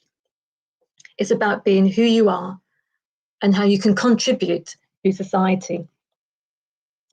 Engaging in the arts and culture allows us to express ourselves when other ways of expression are compromised, and perhaps offer opportunities to skill up and even to show off. To learn something new and to share achievements with others, or to feel a sense of pride is rewarding, and feelings of success contribute towards personal and community resilience. Plus, being creative is good for psychological flexibility and problem solving. Doing something creative can help break cycles of rumination by providing tasks that demand focused attention. And being able to focus away from day-to-day stressors can help provide or offer psychological respite. So why do people with lived experience get involved with community-based projects? Well, typically, people with lived experience can offer invaluable knowledge and insight of health issues and social issues from a personal perspective.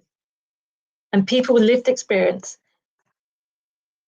often have a nuanced understanding of often complex situations that can be experienced in different ways and by different groups. This grassroots knowledge and perspective can be used to co-design and co-produce initiatives that are sustainable and impactful. For example, the Sewing Through the Pandemic project, by changing lives, supports women who face the most disadvantages in their community. Changing Lives supports women who are repeatedly abused, sexually, physically, and emotionally, and been often described by other people and services as the most complex, challenging, or difficult women to work with. So Changing Lives as a project delivers trauma and recovery programs which are co-delivered by women who are experts by their experience. So this lived experience expertise can also help drive and lead positive social change. But safe places are needed where people have opportunities to be heard and to raise awareness with policymakers and commissioners. It's not optional, but compulsory to give voice to marginal groups that are too often ignored and misunderstood. Because people who use services are often best placed to identify existing gaps and how their needs might be best met. Grassroots enterprises help build community resilience and social assets, and it's important that people with lived experience are leading these conversations in the community. Strong, supportive relationships strengthen community, and the delivery of health and social services are enhanced by stronger links between people with lived experience, community groups, the third sector, arts organisations, and also the research community. We know that people living with psychological and physical health conditions, or who were already experiencing poverty before the pandemic, have been disproportionately affected by COVID-19. So as part of the LENS network, I've been working with University College London on its Community COVID project, which aims to understand how vulnerable people, although shielding, engage with community assets and resources.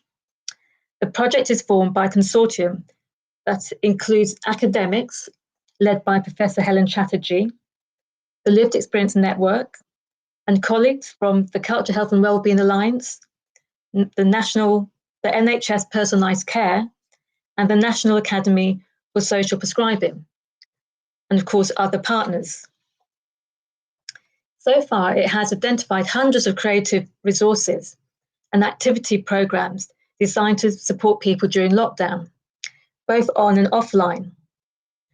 Most of the creative resources and activity programs are targeting isolation and mild to moderate mental health issues, such as depression and anxiety. And early findings show that people have been participating in activities far more than before the COVID-19 restrictions. So increases in well-being seem linked with the extent to which participants feel connected with other people. And the Community COVID project is also discovering what works best. For example, creating an online community with opportunities for making, sharing, and connecting is key to success. And the Community COVID project is also providing the value of developing community health partnerships that harness the collective power of the arts and creativity, nature and community assets, in collaboration with health, social care, and voluntary third sector services. The plan is to synthesize the evidence and offer best practice to feed into strategic planning on local and international levels after lockdown. So from my own personal experience or perspective, the first lockdown was incredibly disruptive and even disruptive. And at the time, the situation felt relentless. But being able to engage with creativity, no matter how small, was a way of feeling that I was able to take back some control and to have some order, even if it was just for short periods of time, like perhaps 30 minutes a week, even less. I was a carer for my mother who had Alzheimer's, and being confined at home and feeling isolated during the pandemic was a familiar experience for me and my mother. But having my mother's social care provision decimated overnight because of the lockdown was destructive in so many ways. But over the years of being a carer, I've learned that it's important to find spaces to breathe, both physically and mentally, because it's challenging when the person you're looking after is dependent on you for their routine and need constant reassurance in a world that is becoming increasingly unfamiliar and unsettling for them. Being an emotional anchor for the person you care for, there are days, weeks, months, and years when the responsibility of being a carer can weigh heavy. But coping with stress is an expertise that I hadn't necessarily set out to achieve or master. But as a carer, and I'm sure this will be familiar for other carers, I've become very skilled with negotiating stress and adapting to unexpected situations, a valuable life skill that I will always appreciate. And this is why I enjoyed creating time and space with my mother, where we could both breathe, again, both physically and mentally, and de-stress through acts of creativity. So for most of the time, my mother's living room was a typical living room. But when I turned off the TV and transferred the contents of the sewing kit onto a small blue wooden tray, these well-rehearsed actions signalled that the living room was now, just for a short moment or few minutes, a well-making space. I sat next to her and continued with my needle project, and she continued with hers. These crafting moments might have been short in length, but they gave us space to do something that we both enjoyed, and we could exercise a skill that we had each learnt in childhood. And these moments of creativity are a form of social interaction that are not dependent on conversation, about trying to remember places and names that are fading from my mother's memory. And the value of these moments come from being in the here and now through acts of creativity. So for me and my mother and many others, creativity is an invitation to slow down, to breathe slowly and evenly, and to focus your attention on something tangible and meaningful during unsettled times. So I want to finish the last half of this keynote by introducing some of the current work and projects by some of the LENS champions. So Sue Flowers is a LENS champion based in the Northwest, and she's leading a funded social prescribing program called Phoenix Rising Wellbeing. And the program has grown out of her experience of supporting those with bipolar disorder and a lack of services and relevant opportunities for service users to access meaningful activities to support their health and well-being in the community. So Phoenix Rising are friendly, free 6-week courses and one-day events using the visual arts, physical activity, and nature. The sessions are designed to help improve mood, learn new skill, and meet people. And the courses are open to anyone in Central and North Lancashire and South Cumbria. And these courses are running in July, so at the moment, and in August and in September of this year. So Dr. Shonali Piera, she's one of our LENS champions based in Manchester. And her work and her advocacy is centered around generating awareness about creative engagement and finding tools such as digital art to combat the challenges of illness experience, along with other therapies. So Shonali took up digital art following early retirement due to a rare illness that came on during her specialist training in rheumatology. But after becoming a patient in her very own speciality, Shonali uses her story as a starting point to explore using art to transform the illness experience into something more meaningful and moving away for her from clinical practice to being a digital artist. And articulating the illness experience, especially with long-term conditions, can be very difficult at times when you're dealing with multiple layers like emotions, family relationships, and work relationships all at the same time. But through her work, Shonali is able to convey the impact that art has had on supporting her to take control and manage her long-term condition, and to show how art has helped her redefine herself after illness had distorted her self-identity and image. So lastly, I wanted to introduce Kiz, and she's a LENS champion based in Birmingham.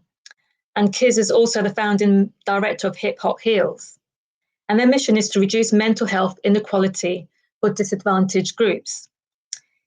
They use therapeutic hip hop and MC culture as an arts-based alternative to medication for human distress and to bridge the gap between hip hop and therapeutic creative writing.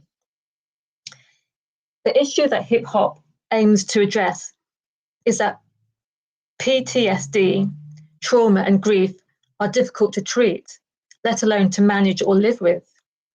And the another big issue in the UK is that suicide and self-harm are the biggest killer of young people and men. And the pandemic has brought other challenges. And again, inequality has been spotlighted. And from her own academic research, she discusses how poverty and inequality go hand in hand with the birth of hip hop.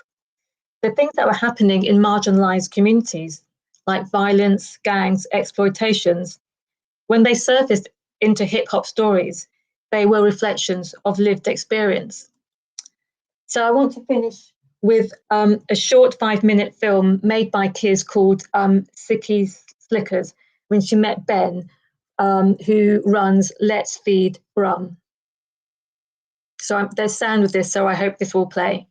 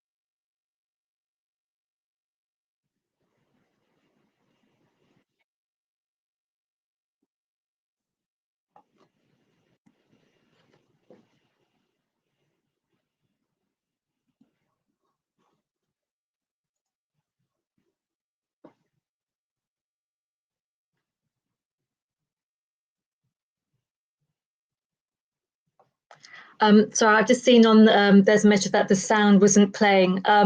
Perhaps I can share this somehow with the organisers, and they can maybe post that. So anyway, sorry about that technical.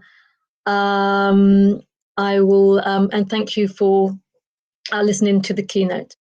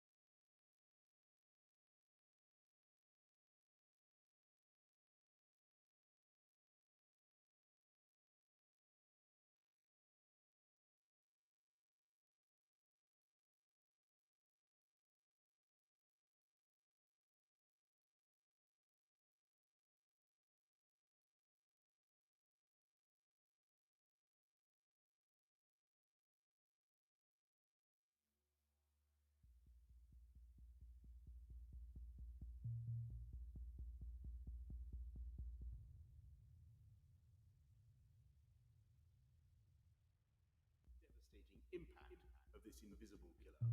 And so from this evening, I must give the British people a very simple instruction. You must stay at home. Don't follow the rules. The police will have the powers to enforce them, including through fines and dispersing gatherings. I know the damage that this disruption is doing and will do to people's lives, to their businesses, and to their jobs. And that's why at present there are just no easy options. The way ahead is hard. You must stay at home. What happens when the work dries up, when you can't pay the rent, when London becomes a city you used to know? Watching buses pass, sleeping, then waking, barely eating, praying to a God you never believed in. On some days it was harder. MPs petitioned against access to emergency funding. Universal credit the only option. But how can you declare lost income when it could lead to prosecution? Is the war on sex work just another way to police marginalised bodies? Prostitution, outlaw poverty, not prostitution. Outlaw poverty, not prostitution. Outlaw poverty, not prostitution. Outlaw poverty, not prostitution. Outlaw poverty, not prostitution. Outlaw poverty, not prostitution.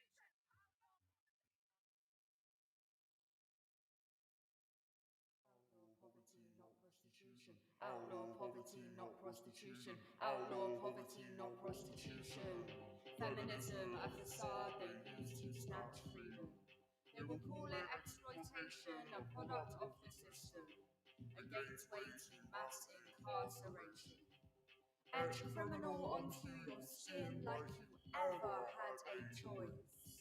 They say money doesn't make you happy, but I don't think they've ever had to substitute survival. Fell into poverty like it was the last fast home. You watch as the earth caught flames, paraded through protests with posters screaming power to the people.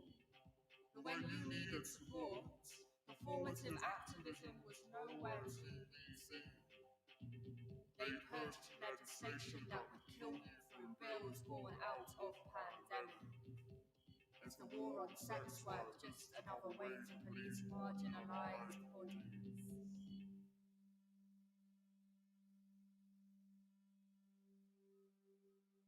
I am here with her because of this. Freedom is when her needs are met with my love and patience. No rush back to routines. No different beings adding yet another structure to her days. She can rely on my presence. I lay her down to read a story. Then I feel her release herself into the dream world. The moment the door is closed, I approach my computer. My nightly shift begins. The men come to me. I will attempt to fill their needs as they satisfy mine and hers, minute by minute, minute by minute, by minute. After the shift ends, I prepare breakfast for the following day. De-stress. I return to me.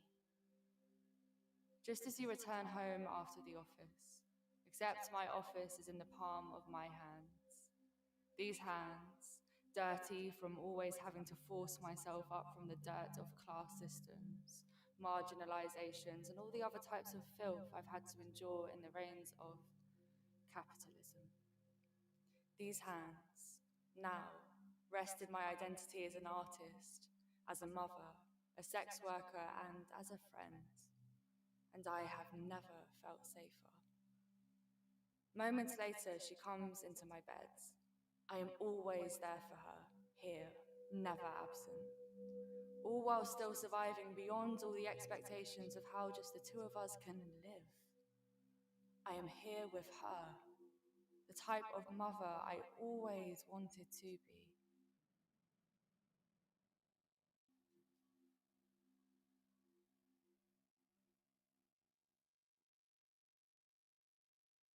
Is the war on sex work just another way to police marginalised bodies?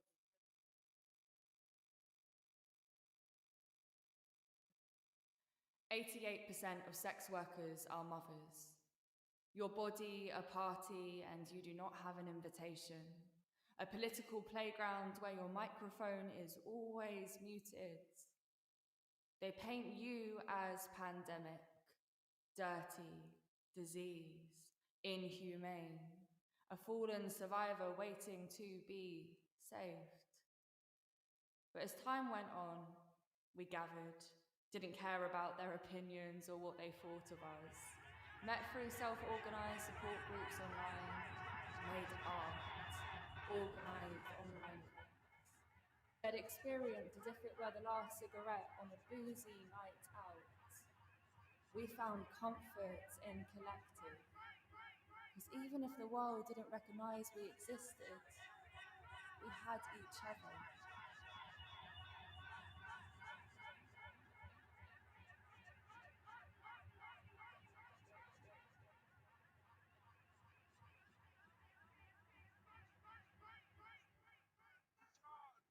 All work sucks. It's not a crime to charge. All work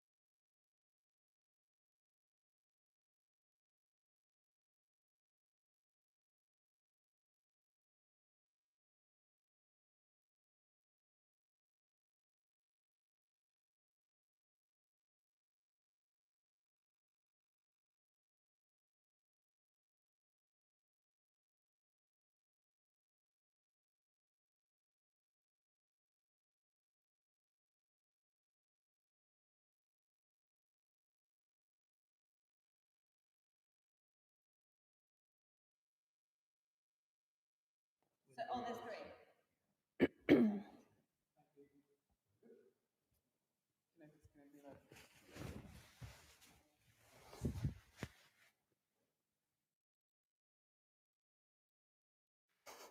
We're all just going to be looking at that.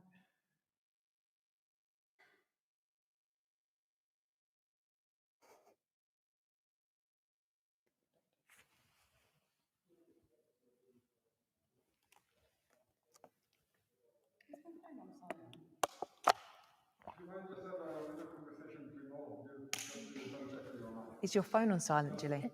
I think it does appear to be. Yes, Oh, that's thank good. you. You Yes. want that to The go phone off. is on silent. Everything okay up there? Nice. Are we on? 1 2 1 2 1 2 1 2 1 2 1 2. 1 2 1 2 1 2 1 2. Yeah. Yeah. Not on yet. Okay. Imagine. Wow. What a way to start. Start with a bang, guys. Start with a powerful bang. Like this. 1 2 Really 1 2 strong. Just has to be like, is my phone on silent? Real disruptors right here. We should have a klaxon anytime anyone says the D word. Disrupt, that was. Not another D word. Any other D word. When we were writing the bio, me and May for the film, we were like, the intention was to disrupt, and I was like, no, we can't say that. We can't say that. It's too much.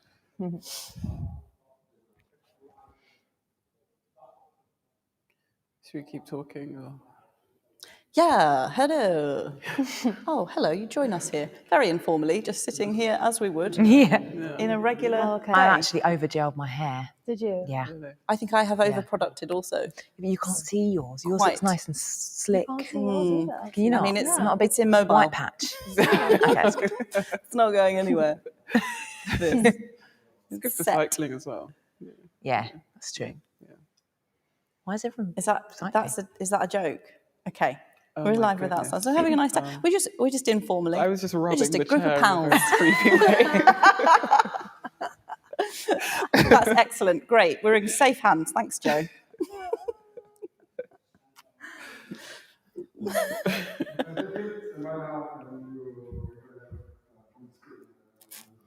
What? Say that again, sorry. Perfect. Lovely. Thank you. And I'm going to look at that camera right in the middle and just hope that AV pick me up. I'm sitting at this angle. Actually, I think you can be Okay. interesting. Great.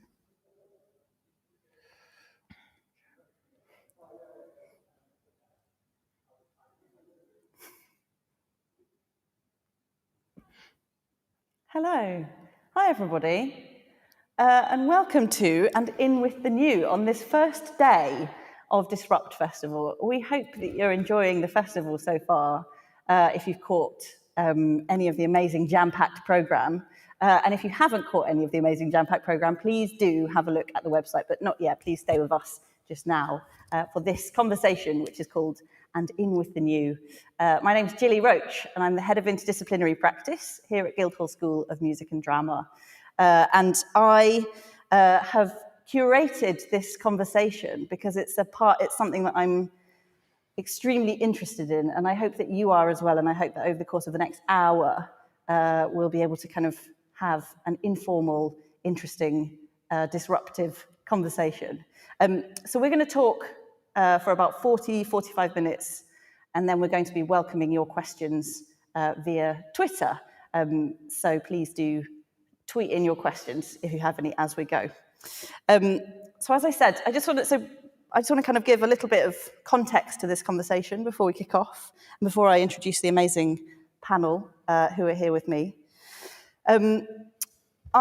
Before I started, so I joined Guildhall as Head of Interdisciplinary Practice about a year and a half ago. And before that, I worked as a producer, first of all in Scotland with the National Theatre of Scotland, and then in Leeds with Leeds Playhouse, and also freelance. And I worked specifically with early career artists in the theatre industry. And over the course of my 10, 11-year career as a producer, I noticed a couple of different things. And the first of those things was that it seemed to be really difficult a lot of the time for early career makers to get a foothold in the industry. And that was for a number of different reasons, but mostly because it all seemed quite mystified, quite mysterious. So early career artists would come to me, they'd somehow find their way to me in Leeds, for example, as new work producer. And they wouldn't necessarily know about fundraising, they wouldn't know what Grantium was, all of these things about these kind of terms that we use in the industry, if we've been working in this industry for a long time, that we just naturally know them, but we've learnt them over a period of time. And often early career artists or graduates don't know these things and have to spend ages trying to figure them out, as opposed to just getting out of their training or starting their career and just making work instantly. The other thing I noticed about the industry was that it felt often unequal. There was an unequal power balance, particularly between freelancers and venues and organisations, and that, I think, takes a lot of, it takes time for artists and people in the industry to kind of figure that out. And figure out how to kind of find their place within it. And so one of the main reasons that I switched from kind of industry into education was the potential to try and train early career or young artists to just be aware of all of those things from the outset, so they can enter the industry confidently and they can look at those power imbalances, those kind of opaque and difficult to understand structures and models of fundraising and funding, etc., and subvert them or find alternative ways of doing things. And by doing that, we might be able to create a more inclusive, a less imbalanced, a more kind of, a more equal kind of industry. So that was a bit of a ramble, but I hope that makes sense. Does that make sense, more or less? Yeah. Okay, cool. All right, so the next thing to do then, so that's a really big topic for quite a short period of time. And so the brief that I've given to my amazing guests here is just a very succinct thing. So one of my jobs here at Guildhall is to develop new programs. I'm in the process of developing a new BA and a new MA program, which I hope will start to address some of these things. They'll be in kind of contemporary performance making, socially engaged practice, ethical co-creation, and collaborative or like autonomous artistry. They're a work in progress, and I'm always like looking for advice and information and trying to listen to how best to respond to a rapidly changing industry, especially after the year that we've just had. So I have pulled together a panel of absolutely brilliant human beings who inspire me constantly, and I hope will in some way inspire you maybe even. And I've asked them to think about the one thing that they wish they had known when they started. Maybe so that we can try and plug that into new programs, maybe so that we can just have a kind of an interesting conversation here. And as I said, it'll be quite informal and we might ask questions of each other. But if you have your thing, also if you work in the industry, if you're watching at home, and you have one thing that you wish you had known when you started, please feel free to tweet it in, and we can share that in this forum as well. So yes, enough from me. I would like to introduce my amazing panel. Yes, I'm very delighted to be joined by the brilliant Shah Bowden. Hi, Shah. Hiya. Shah is an independent performance producer, an agent, and co-founder of the Queer House, an artist agency for LGBTQI+ actors, writers, and makers. Thank you so much for being here, Shah. I feel like we should clap after everybody. Yeah. I'm also delighted to be joined by Jess Moraine, the amazing Jess Moraine, who is an actor, poet, maker, co-founder of Theatre with Legs. Jess's practice is interdisciplinary with a focus on well-being, consent, and inclusive practice. And I'm also really happy to say that Jess is one of our equality and well-being associates here at Guildhall. Welcome, Jess. Thank you. And finally, I'm also joined by the brilliant Rebecca Alero. Rebecca is an interdisciplinary maker, sound designer, composer, and is also a recent graduate from our BA in Performance and Creative Enterprise course here at Guildhall, which was established in 2015 with the intention of training visionary, autonomous, socially engaged makers like Rebecca. welcome. All right, so we've probably got about 40 minutes now after all that. And yeah, so as I said, there was kind of, the idea was, think about one thing. What's the one thing? And I know that you've all come from really different backgrounds in a way. Jess, you trained as an actor, right? Rebecca, you trained here, but mostly in kind of music, actually, rather than like the theatre industry. Yeah. And Shah, you didn't have formal drama training. No, I trained as a shoe designer. Well, yeah. It's amazing. So like, I'm really interested in all of, but the other thing I want to say is all of you, I feel, are working in ways that feel like they may be subverting the dominant kind of way of working in this industry. And you can talk a little bit more about what that means to you in terms of your practice if you want to. But yeah, I'll start. Who wants to start? Who wants to say one thing that they wish they'd known? Shah, do you want to start? Yeah, okay. It's a bit of a weird one for me because I guess I wasn't entering the industry being like, what do I need to know? So I've kind of learned as I've gone along. But one thing I would still like to know today is what money institutions have, like, and specifically theatre venues, like, what are your commissioning pots? How big are they? What's the range? How do you get them? How much money do you make on this show, on that show? Because you really don't know until you experience it. And it really, from my point of view as a producer, it's so hard to negotiate because you're literally just plucking a figure out of the air and you could be massively underselling or massively over pitching. And that could essentially make you like look bad at your job and also doesn't protect anyone and leaves you in like quite a vulnerable position. So I think more transparency about money is needed. Yeah, I completely agree with that. I think what I feel like already like I'm sort of railing against institutions, but I'm super institutional. I've always worked in institutions, and like that feels like that needs to be said. Like I actually also really love working for institutions, but one of the things I would say to early career artists is, what do you need? Like, how can we best support you? What do you need? And artists would be like, I don't know. Like, what do you have? Like, what can I ask for? Can I ask for you to do my photocopying? Can I ask for £100,000? Like, what is legit? And I think a clearer on if somebody. So in the Playhouse where I used to work, that budget that I had every year to support with match funding, little chunks of match funding projects, was 20 grand. And I sort of feel like if everybody knew that, that would have maybe made it more straightforward. I don't know. Yeah, it's interesting. Yeah, we all work better with parameters. Otherwise, you're just like fishing around in the dark. Yeah. Yeah, that's interesting. All right, that's a good one. Jess? Yeah, I was jumping off of the back of that I feel like there's sometimes this assumption that the freelancer is coming with a preemptive knowledge to approach funding, and you aren't. You don't have an infrastructure around you, and we're not also coming from equal places, depending on your context, your background. That is an obvious thing to say, but how that plays out like live in the work is like massive. So whilst I trained as an actor, like I trained on a course with a leaning towards devising and making. So that was kind of, I was invited into the space of like balancing the mainstream with more experimental practice.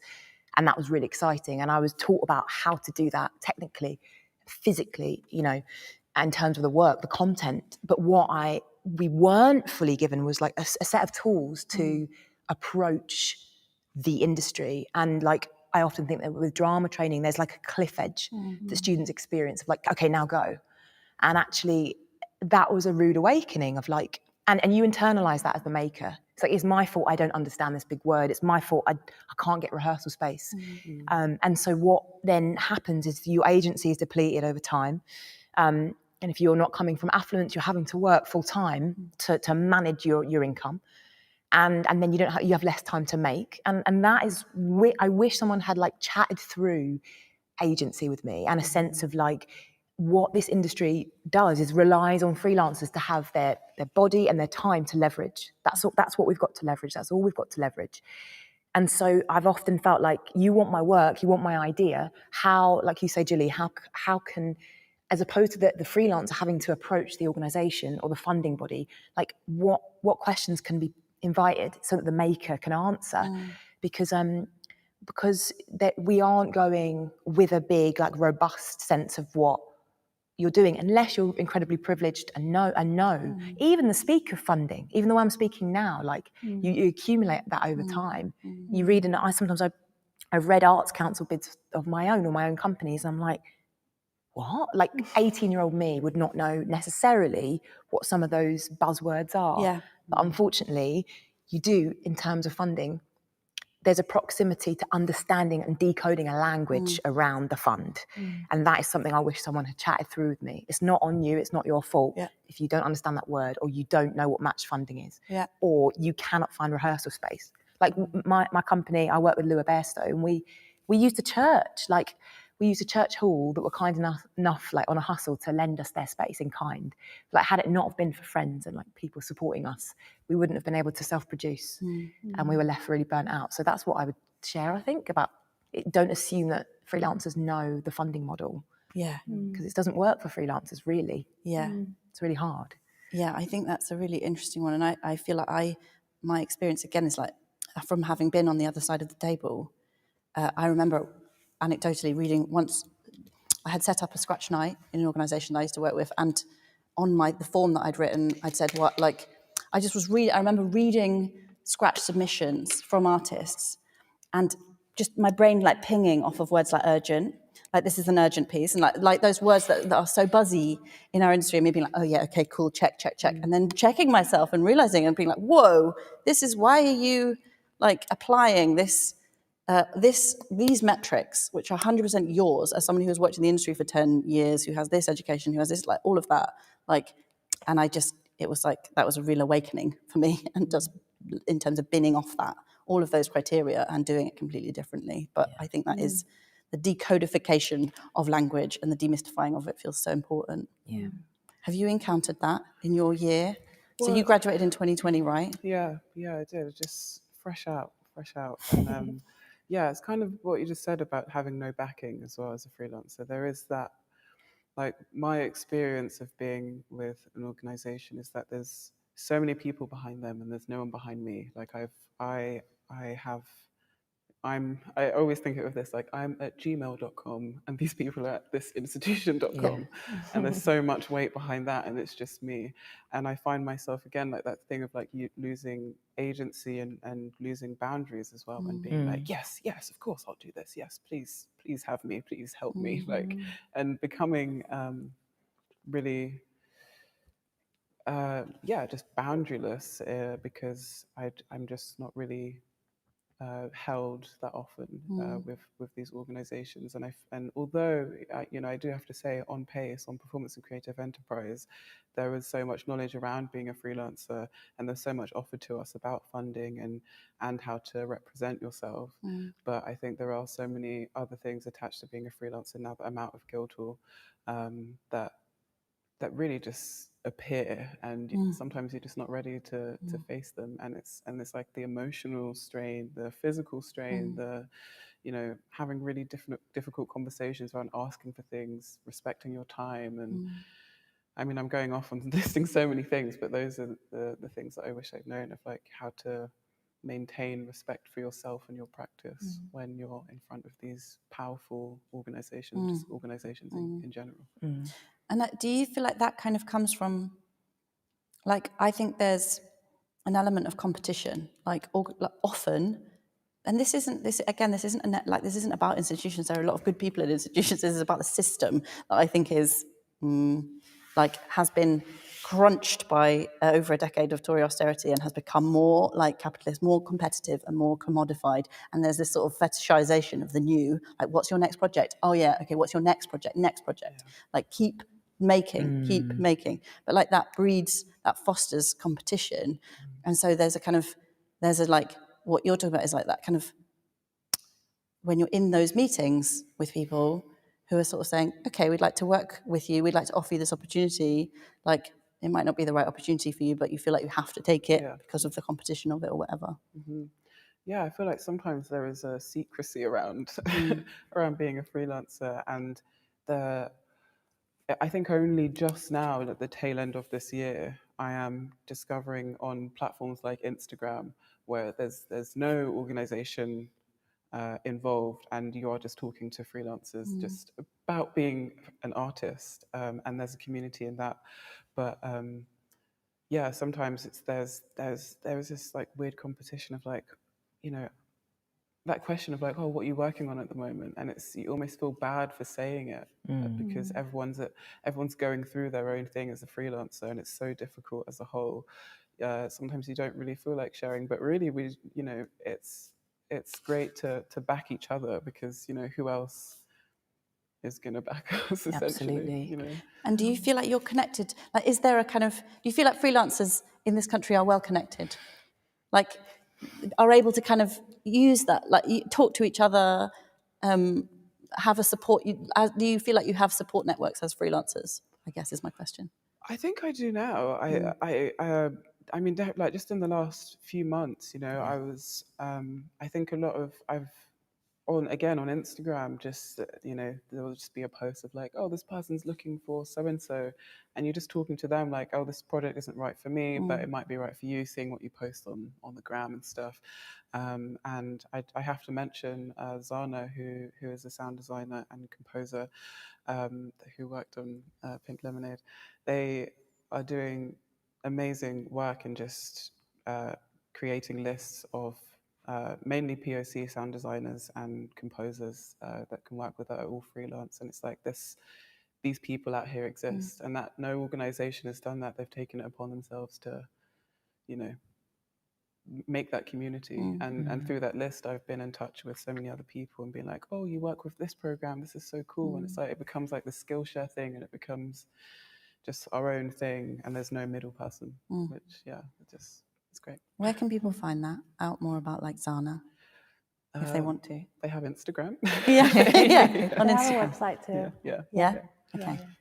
I was about to jump in as well to say that community is like always been there, but I feel like the pandemic has highlighted what we already kind of knew, like you mentioned about Tory austerity and the lack of funding over decades.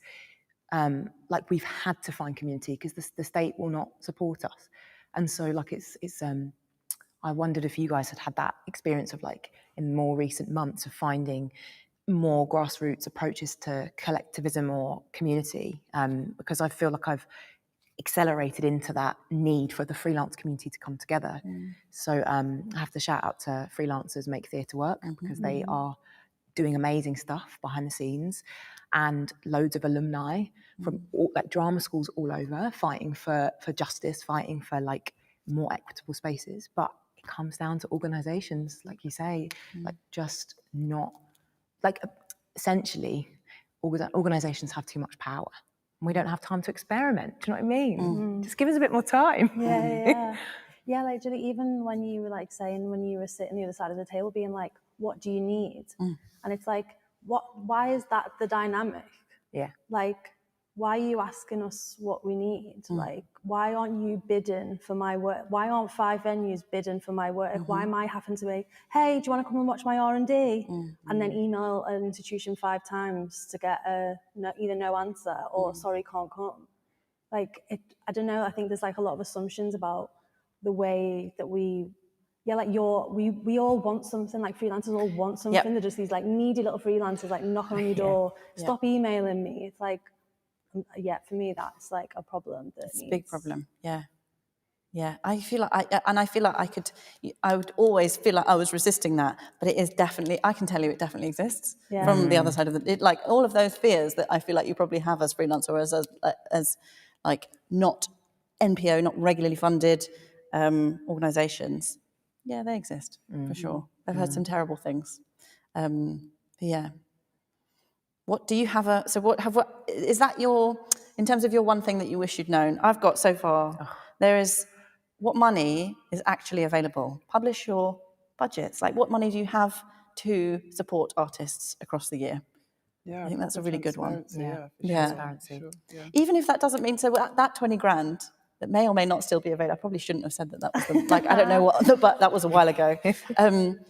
That there is then, I feel like there's a fear that like someone's going to be like, well, I want the whole 20 grand. It's like, it's never going to happen. Like, or that it's going to impede you at some point if you give this much at this point, then you won't have this later on in the year. But anyway, I think it's a good one, and I think people should do it. I've got also demystifying language, and it's not the responsibility of the artist to necessarily know that language.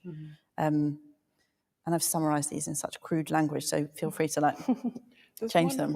Something you just said now, I think, when you just say no one's going to ask for like the whole 20 grand, I think, just like trust more as well. Literally 100%. just, no, we're in the space together for a reason. Like, we have the artists, we have the organization, like we're here for a reason and we want to do this work, but we also want to be treated in a way that feels good for all of us involved.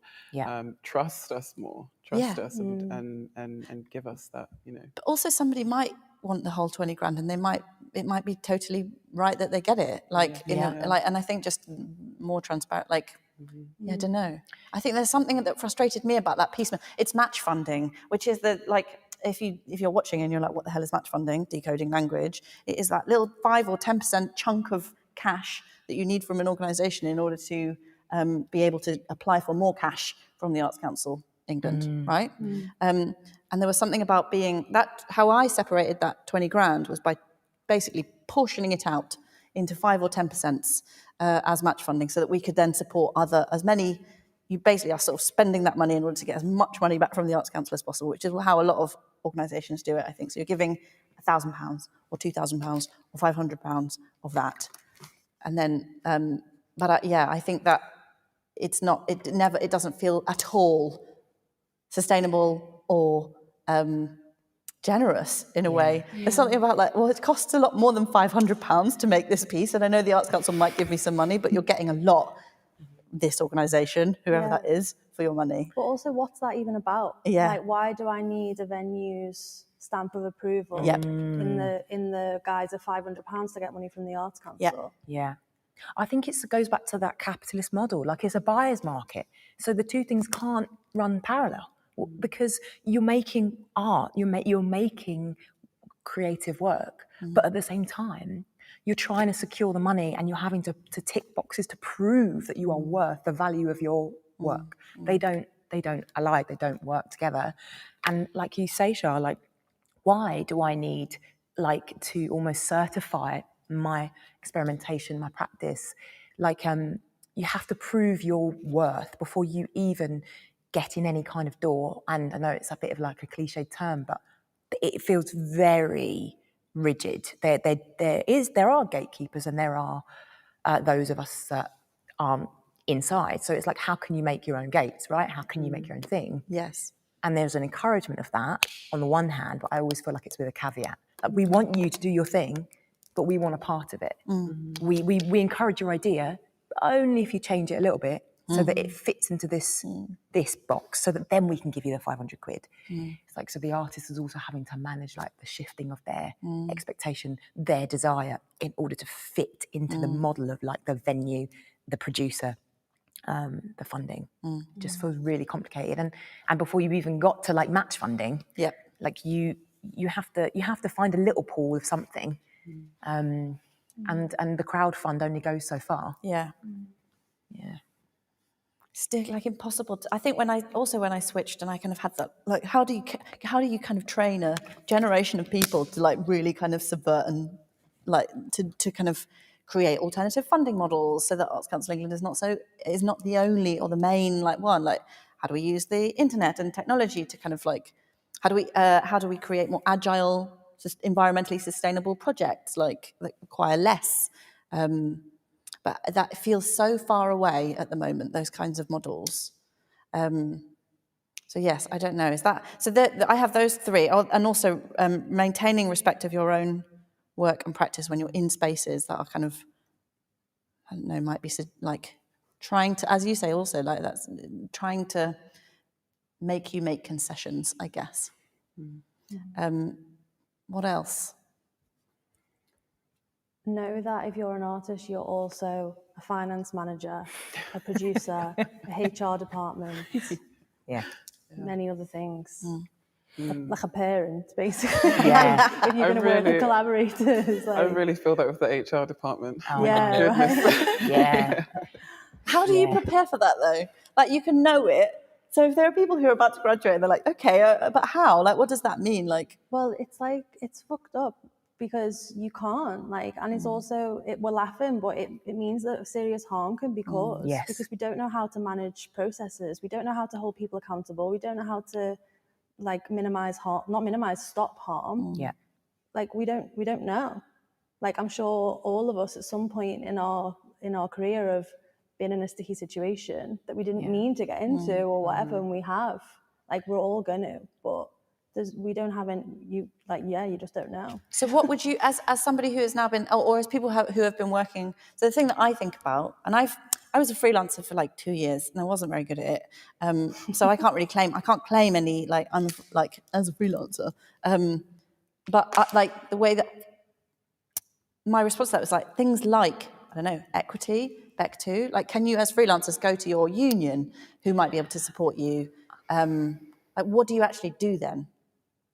I feel like that's a really good point to pick up on, because the unions are there to support us, and yet even that feels challenging because the union doesn't always feel like it meets the freelancers' needs.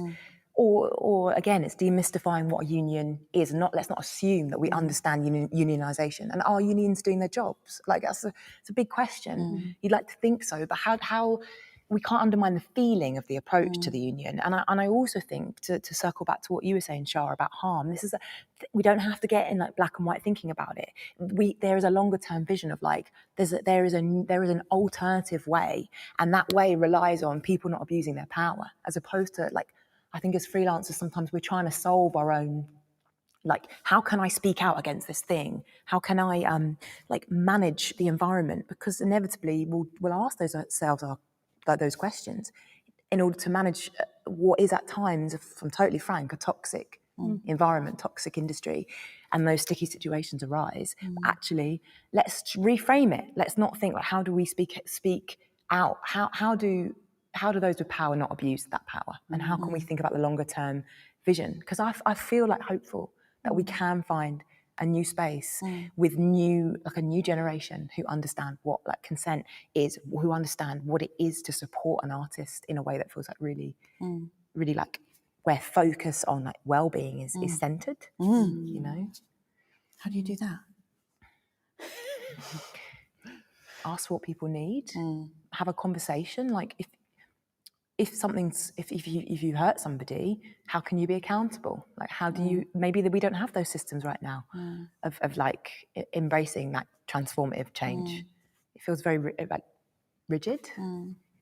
Yeah, I definitely feel like, especially with those issues that do arise as a freelancer, a lot of, including myself, and conversation I've had with friends about this, of like, I'm just going to talk about it with my friends, because if I do approach this organization that I've had this problem with, then like my work is threatened, like my career is threatened, and this is the end, and that, even that thought process is so difficult and terrifying, and it's because of that power that they have. But I think that is not ours to hold. Sorry, just touch the mic. But that's not ours to hold. It is those people that have the power, that have the responsibility to create a space where we don't feel so threatened to speak about issues, you know? Yeah. We have a question from Twitter. Thank you very much, whoever has sent this in. The question for us is, if you could change big organisations in one way so that they were kinder to the freelance community, how would you change them? Who wants to take that? Just read the question one more time. If you could change big organisations in one way so that they were kinder to the freelance community, how would you change them? Have more freelancers working, like, you know, like on like maybe like a, you know, a year contract, 2-year contract, long term. Get more artists working in the organisation, basically, rather than producers, admin, marketing, execs. Yeah. And in what sorts of roles? Like, if you, as a freelancer, like, do you mean coming in and kind of working in like marketing departments or in producing teams or in?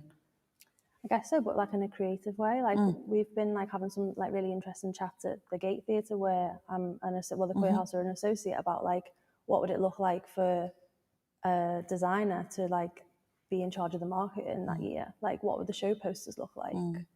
You know, who's writing the show copy? Why isn't it an artist? It's a marketing person. So yeah, it could be any range of things. Like what's the artist's take on it basically? Yeah. Yeah. Yeah, good one. Jess, what do you think? I think organisations need to understand what their freelancers do. That sounds like a really odd thing, but are you actively having conversations regularly with your creative team? Do you know what their job requires? And if you take, I know, again, it goes back to that the model of capitalism. If the budgets are being stripped, but that has a knock-on effect on people's work. You know, I know of costume designers or lighting designers who you take a little, like a Jenga tower, you take away this part of their budget or that tool, they can't do their job. And I feel like organisations they're not in the room. They're in an office potentially, and I get it, there's a hierarchy. And if you are, I'm not saying all organisations are really bad. Like, no, of course not. There are great people in organisations, but it's a part of like dismantling that system so that we're all like not talking in silos. So yeah, I would encourage organisations to get curious, get informative. And if you want our ideas, it's not about the invitation in the room, because that in itself has a power dynamic. Okay, we're sharing a room together. If you've got some freelancers on your board, for example, do you understand how the board feels? There's an expectation going into that room. Like what does the environment you're co-creating feel like for the artist? And do you know their job? And if you know more, if you invite more conversation, then you know how to support more, I think. Yeah, that's really interesting. What do you think, Rebecca? Yeah, I think it's hard to answer because of where I'm at in my career. So I was just thinking about it now, but I think, similar to what Shah said about having more freelancers long term in these spaces as well. So they exist for longer. I feel like there's this really quick burnout of freelancers just like coming and going like this rotational door. So what happens if we stop that door just like spinning and hold them for longer and let them experience the space and the team be part of the team for longer? What will happen? That's as far as I've got with my thought. I really like that one, and I feel like my answer is like the other side of that. It's just the other side of the coin, basically, to say that I sort of feel like one thing that organisations could do is for everybody in that organisation to be freelance, at least for a short amount of time to experience that. Like, even though I was only freelance for a short period of time, it was very important. Like, it taught me how hard it is. And also I've worked for organisations that are not regularly funded and been the producer on the other end of the phone calling the big organisation trying to get my show on there. Like, I've definitely done that work. And being on the other, like, it's so important that people who work in very large, regularly funded organisations get to experience either being freelance or working for a very small one. I think that would, hopefully that answers that question. We have another question, which is a very interesting one. Okay, do you think you can be subversive if you're trained at a conservatoire? You are trained to be part of an art system. That's a good question. It is a good question. I'm going to launch it to the two people who trained. I don't know if you trained in a conservatoire, Jess. Did you? I did. Okay. And I'd say that part of the question, maybe for me, is getting curious about what that question means, because it's taken me ages to really understand that if I'm a part of an institution or if I've trained at a conservatoire, how do I undermine that exclusivity and how do I also own it? You know, because I feel incredibly privileged to have trained in that way. But I also know I have to undermine that exclusivity, and had it not have been for like working really, really hard, saving lots of money, fundraising events and a grant, I wouldn't have been able to train at a conservatoire.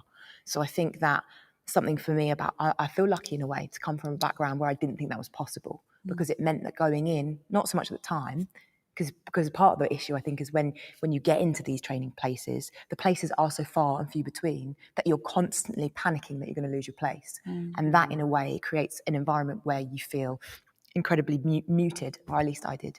So now I feel like I've got the agency to be like, yes, I that was a privilege and I really enjoyed it in many ways. But if you are a part of a conservatoire and you've come from that training, how can you like undermine that in your practice, as well as like celebrating the great stuff that comes out of training as well? I think that would be my thought.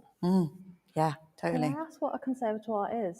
Like, a conservatoire, my understanding of a conservatoire is drama And school and just- music together. Chilly. Music and drama together. And maybe also music. Yeah. Sorry. Yeah. If anyone on Twitter can give us a definition of the word conservatoire, that would be very helpful. Yeah, I think there's something also, just to, like off the back of what you're saying, Jess, there's something for me about conversations here. One of the words that definitely conservatoires use a lot is excellence and world-class. And there's something about, so for me, within this organisation, in my role here, about challenging what that means. What is excellence? What is world-class? Like, what are those words rooted in?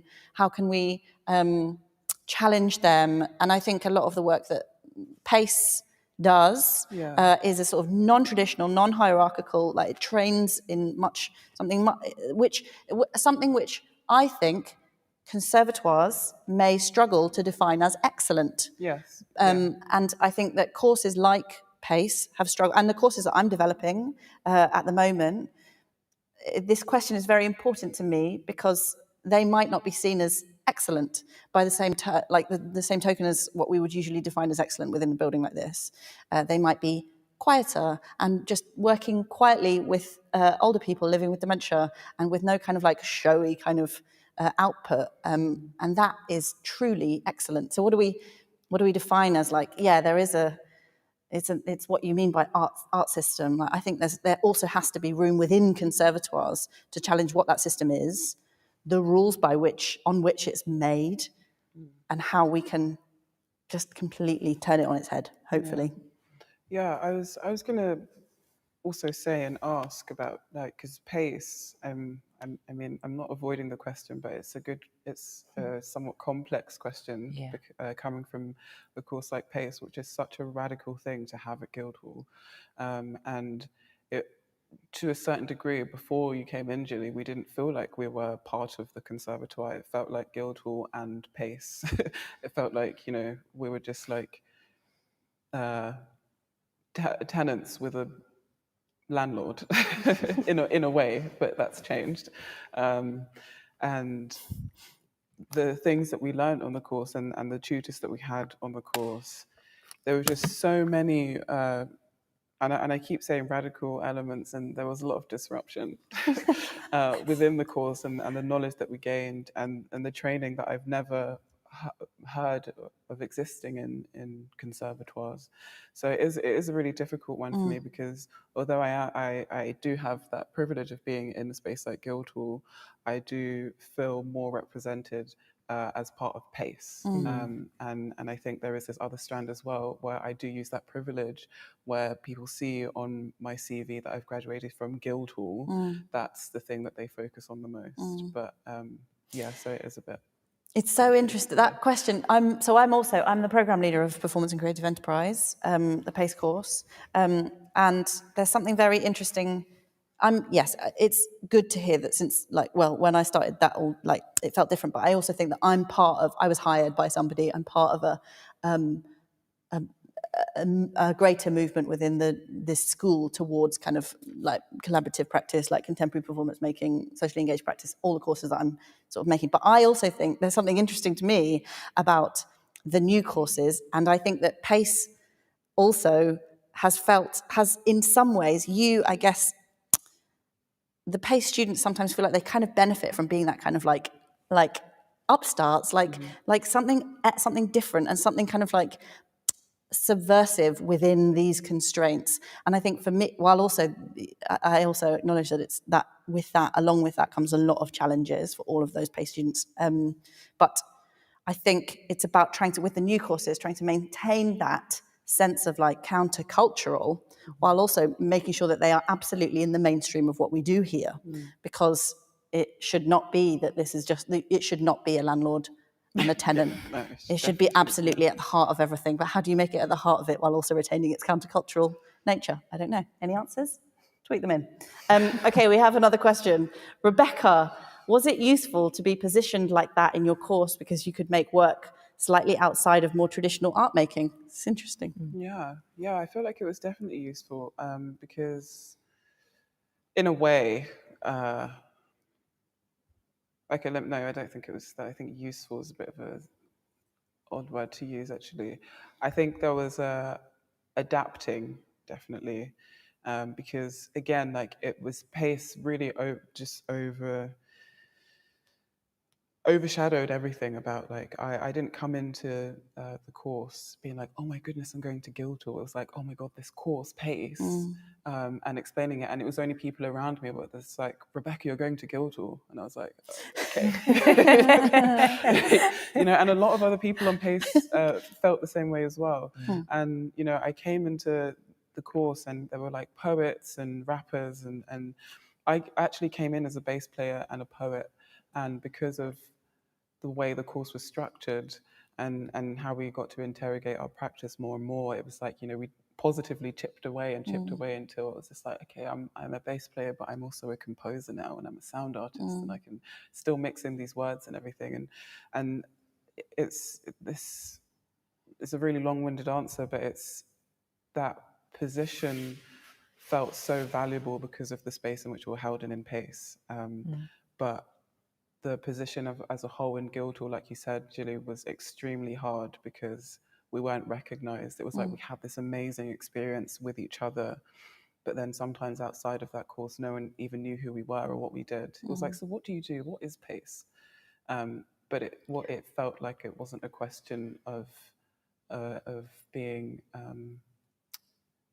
like interested. It was almost felt like, what are you doing in this space in a way, and that brought on a lot of feelings of like imposter syndrome and stuff like that. So yeah, again, there's very two parallels to that experience, but I'm definitely grateful, and what I experienced on pace was definitely useful. That's good. What about your course was not a traditional acting course, was it? Well, I trained at Central. And Yeah. The BA is split into three. So you've got like 3 courses, all focus on actor training, but with a different specialism or leaning, if you like. And mine was collaborative and devised theatre. So yeah, it was. I trained as an actor.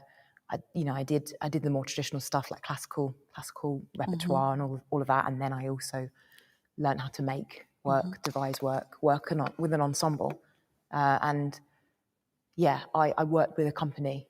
That's what the focus was for me, and that's where I felt lucky because the focus was on the ensemble as a collective. I think. Go on, Jess. Oh, I was going to say that the tricky thing that came afterwards, though, was that we as makers, I think, felt like ready to make, and then I felt like I was then met with like, but you're just an actor. Interesting. And I think there is a need to investigate what the term or label actor is, because for me, actor has always been a maker. I don't see the two as like mutually exclusive. But I feel like actors very often are not. If you call yourself an artist as an actor, it's a little bit like, oh, it's a bit embarrassing. Interesting. So yeah, I don't see them as separate. But unfortunately, I'm constantly trying to manage the mainstream and experimental. Like it's a great thing to be able to manage, but also sometimes really constraining. Yeah. Because you feel like you can't do both. You're encouraged to do both, but really, it's actually really hard to balance. So. Yeah. So funny you say that about like the word actor, because I work with like a lot of actors who don't have training, who like find it really hard to call themselves actors because they don't have training. They're like, I'm a performer. I'm like, yeah, but you're an actor. Yeah. No, I'm a performer. okay then. Like, and it's quite funny. Like there's like they feel like they're not a legitimate. There's not a legitimacy to their performance that makes them an actor because there's no training. It's funny to hear that it's the other way around. You wanting to be an artist, being like, I am an actor, but I'm not a maker. Like, yeah. Do you find then like as the agent, how do you feel then, and like in that conversation, like what comes up? How do you support that if your client's like, oh, I don't know, like what solve or balm like is there for that? I think just like drilling it in, like repeating it back, like you are, like the same with people who are makers who wouldn't call themselves playwrights. And I'm like, but you are a playwright as well as a maker. Like so many people struggle to like give themselves, like the word actor and writer just somehow seem, I don't know, like here, like, but you are that. I just feel like it's all imposter syndrome. Like you mentioned imposter syndrome, but it took me ages to call myself a producer, even though I was working full time as a producer, like with that word in my job title. And I was like, oh no, because there was always people who were above me who were better at it than me, and I was like, well, I can't. And there's just so much imposter syndrome floating around everywhere, I feel. Yeah, same. Like calling myself a composer was really hard because it's just like I don't understand like music theory. I don't have this like training. I haven't written for an orchestra, blah blah blah. And it was just like, well, I guess I'm a sound artist. Claim it. I think claim it. Shah, we have a question for you. And that is, could Shah tell us a bit about the challenges of running their agency? What are the difficulties around LGBTQI plus casting? Oh, God. The difficulties and the lovely things as well. Yeah, have you got all day? We have 9 minutes. Okay. Yeah, I mean, it's the artists that I work with are incredible. So it's like the most like joyful job. And I'm just like lucky as a person who's good at admin to be like around that. So for me, it's like a huge like luxury. But like it is a lot of firefighting, like all the time, basically, or like a lot of advocating, a lot of trying to explain very basic things and needs, you know, again and again and again. And also a lot of gaslighting, I would say, a lot of like people being like, no, you know, people often ask like, you know, why should we cast, for example, trans actors in trans roles? And I'm like, you're actually asking the wrong question. Like what you should be asking is, why aren't we casting trans actors in all roles? And people being like, no, we do, we're open to seeing everyone. And it's like, no, I know actually that you're not, because I receive the castings and you're only seeing the actors that I work with, like 99% of the time, for trans roles or roles that match their exact identity. So you can tell me all you want that you're open to seeing anyone for any role, but you're not. Like it's not happening. So it's quite hard actually, because you know, you can say that. You can be like, we welcome suggestions from anyone, regardless of like age, ability, blah, blah, blah. But in practice, like it's not happening. So yeah, there's some of the challenges. Yeah, that's definitely some of the challenges. What do you like? Do you have a like, oh my goodness, this is a big question, but like, what's your dream with the Queer House? It used to be that it, at one point wouldn't need to exist, but I now think that's like absolute bullshit. And I'm like, no, the dream is that we can just do really cool stuff over here and like, you know, try and get some money where we need it from the institutions when we can, but get it and hustle it and try and make stuff just with us, because this is where we feel free and this is where there's more care and we're having a good time. And the prestige of, you know, getting whatever, like it doesn't really matter because it's often unpleasant. I feel like I just want to bottle what you just said and also take it back to this first initial question of this, like what do you wish you'd known? Is that like let's do this thing, just us, let's make it. And let's hustle the system. Let's not take these things. Let's do all of everything. Basically, I'm not going to try and repeat what you just said so eloquently. But that feels very, very important. Yeah, interesting. And if people want to know more about the Queer House, where would they look? And do you have any work coming up in the next? Thanks for the plug. You're welcome. Yeah, so we have a website, thequeerhouse.com. We also have Twitter, but I'm not a social media manager. So, you know. Wait, I thought you were parent and marketing and HR department. So we don't really tweet that much. But yeah, our website. And yeah, we have Pink Lemonade coming up at the Bush, which Rebecca's going to be working on. We're so excited. And it's going to be our fourth, like, I think 3rd or 4th time trying to get it on because of COVID stuff. So fingers crossed it goes ahead this time. It'll be in September. Yeah. I want to know where everybody can find out about. Where can people find out about you, Jess? Do you have a website? Does Theatre with Legs have a website? Or like? I mean, it's very dated. But I mean, the person that I work with is called Lua Besto, and Lua, it sounded very formal, didn't it? Like me, is an interdisciplinary maker and is making some sound art, and we're looking to develop our next piece next year. I also have a poetry pamphlet coming out next year with Bad Betty Press. And shout out as well to Brainchild Festival, who are a festival that I think constantly program and curate and platform like emerging makers. So yeah, that's where we began really as a company with support from like Brainchild and others along the way. Amazing. Yeah. Rebecca. Where can people, apart from coming to see Pink Lemonade, obviously? You can find me on Instagram at Rebecca Lero. I post, what I'm working on. I try to at least. And I think my website's kind of under construction at the moment.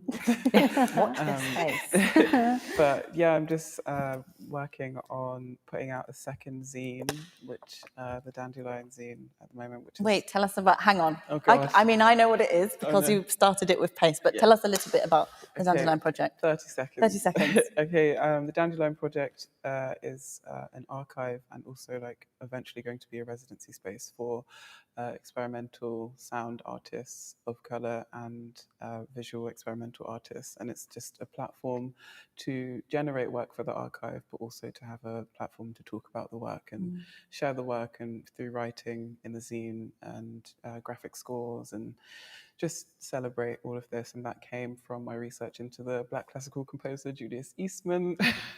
I've never been so quick to talk about Julius Eastman, so I'm very impressed with myself. Yeah, you lasted 56 minutes. And yeah, the zine is volume 2, which is essentially the first one because it's going to have more in there, is coming soon. That's what I'm working on. Amazing. In my own practice. Yeah. So cool. Yeah. Exciting. All right, we have a few minutes left. And I want to just so I've got some not very good notes, just sort of summarising. If you imagine I'm writing a new BA or MA course, and it's just like those headlines, like what's the thing that sticks out with you in terms of what you just in a line, what do you wish you'd known? What are you taking away from this conversation?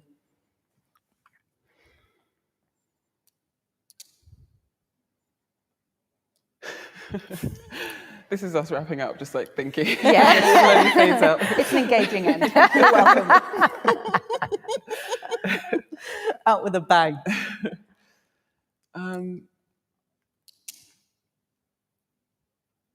Gosh, Julie. I mean, it might be too difficult to summarise quite a thick and kind of fulsome conversation.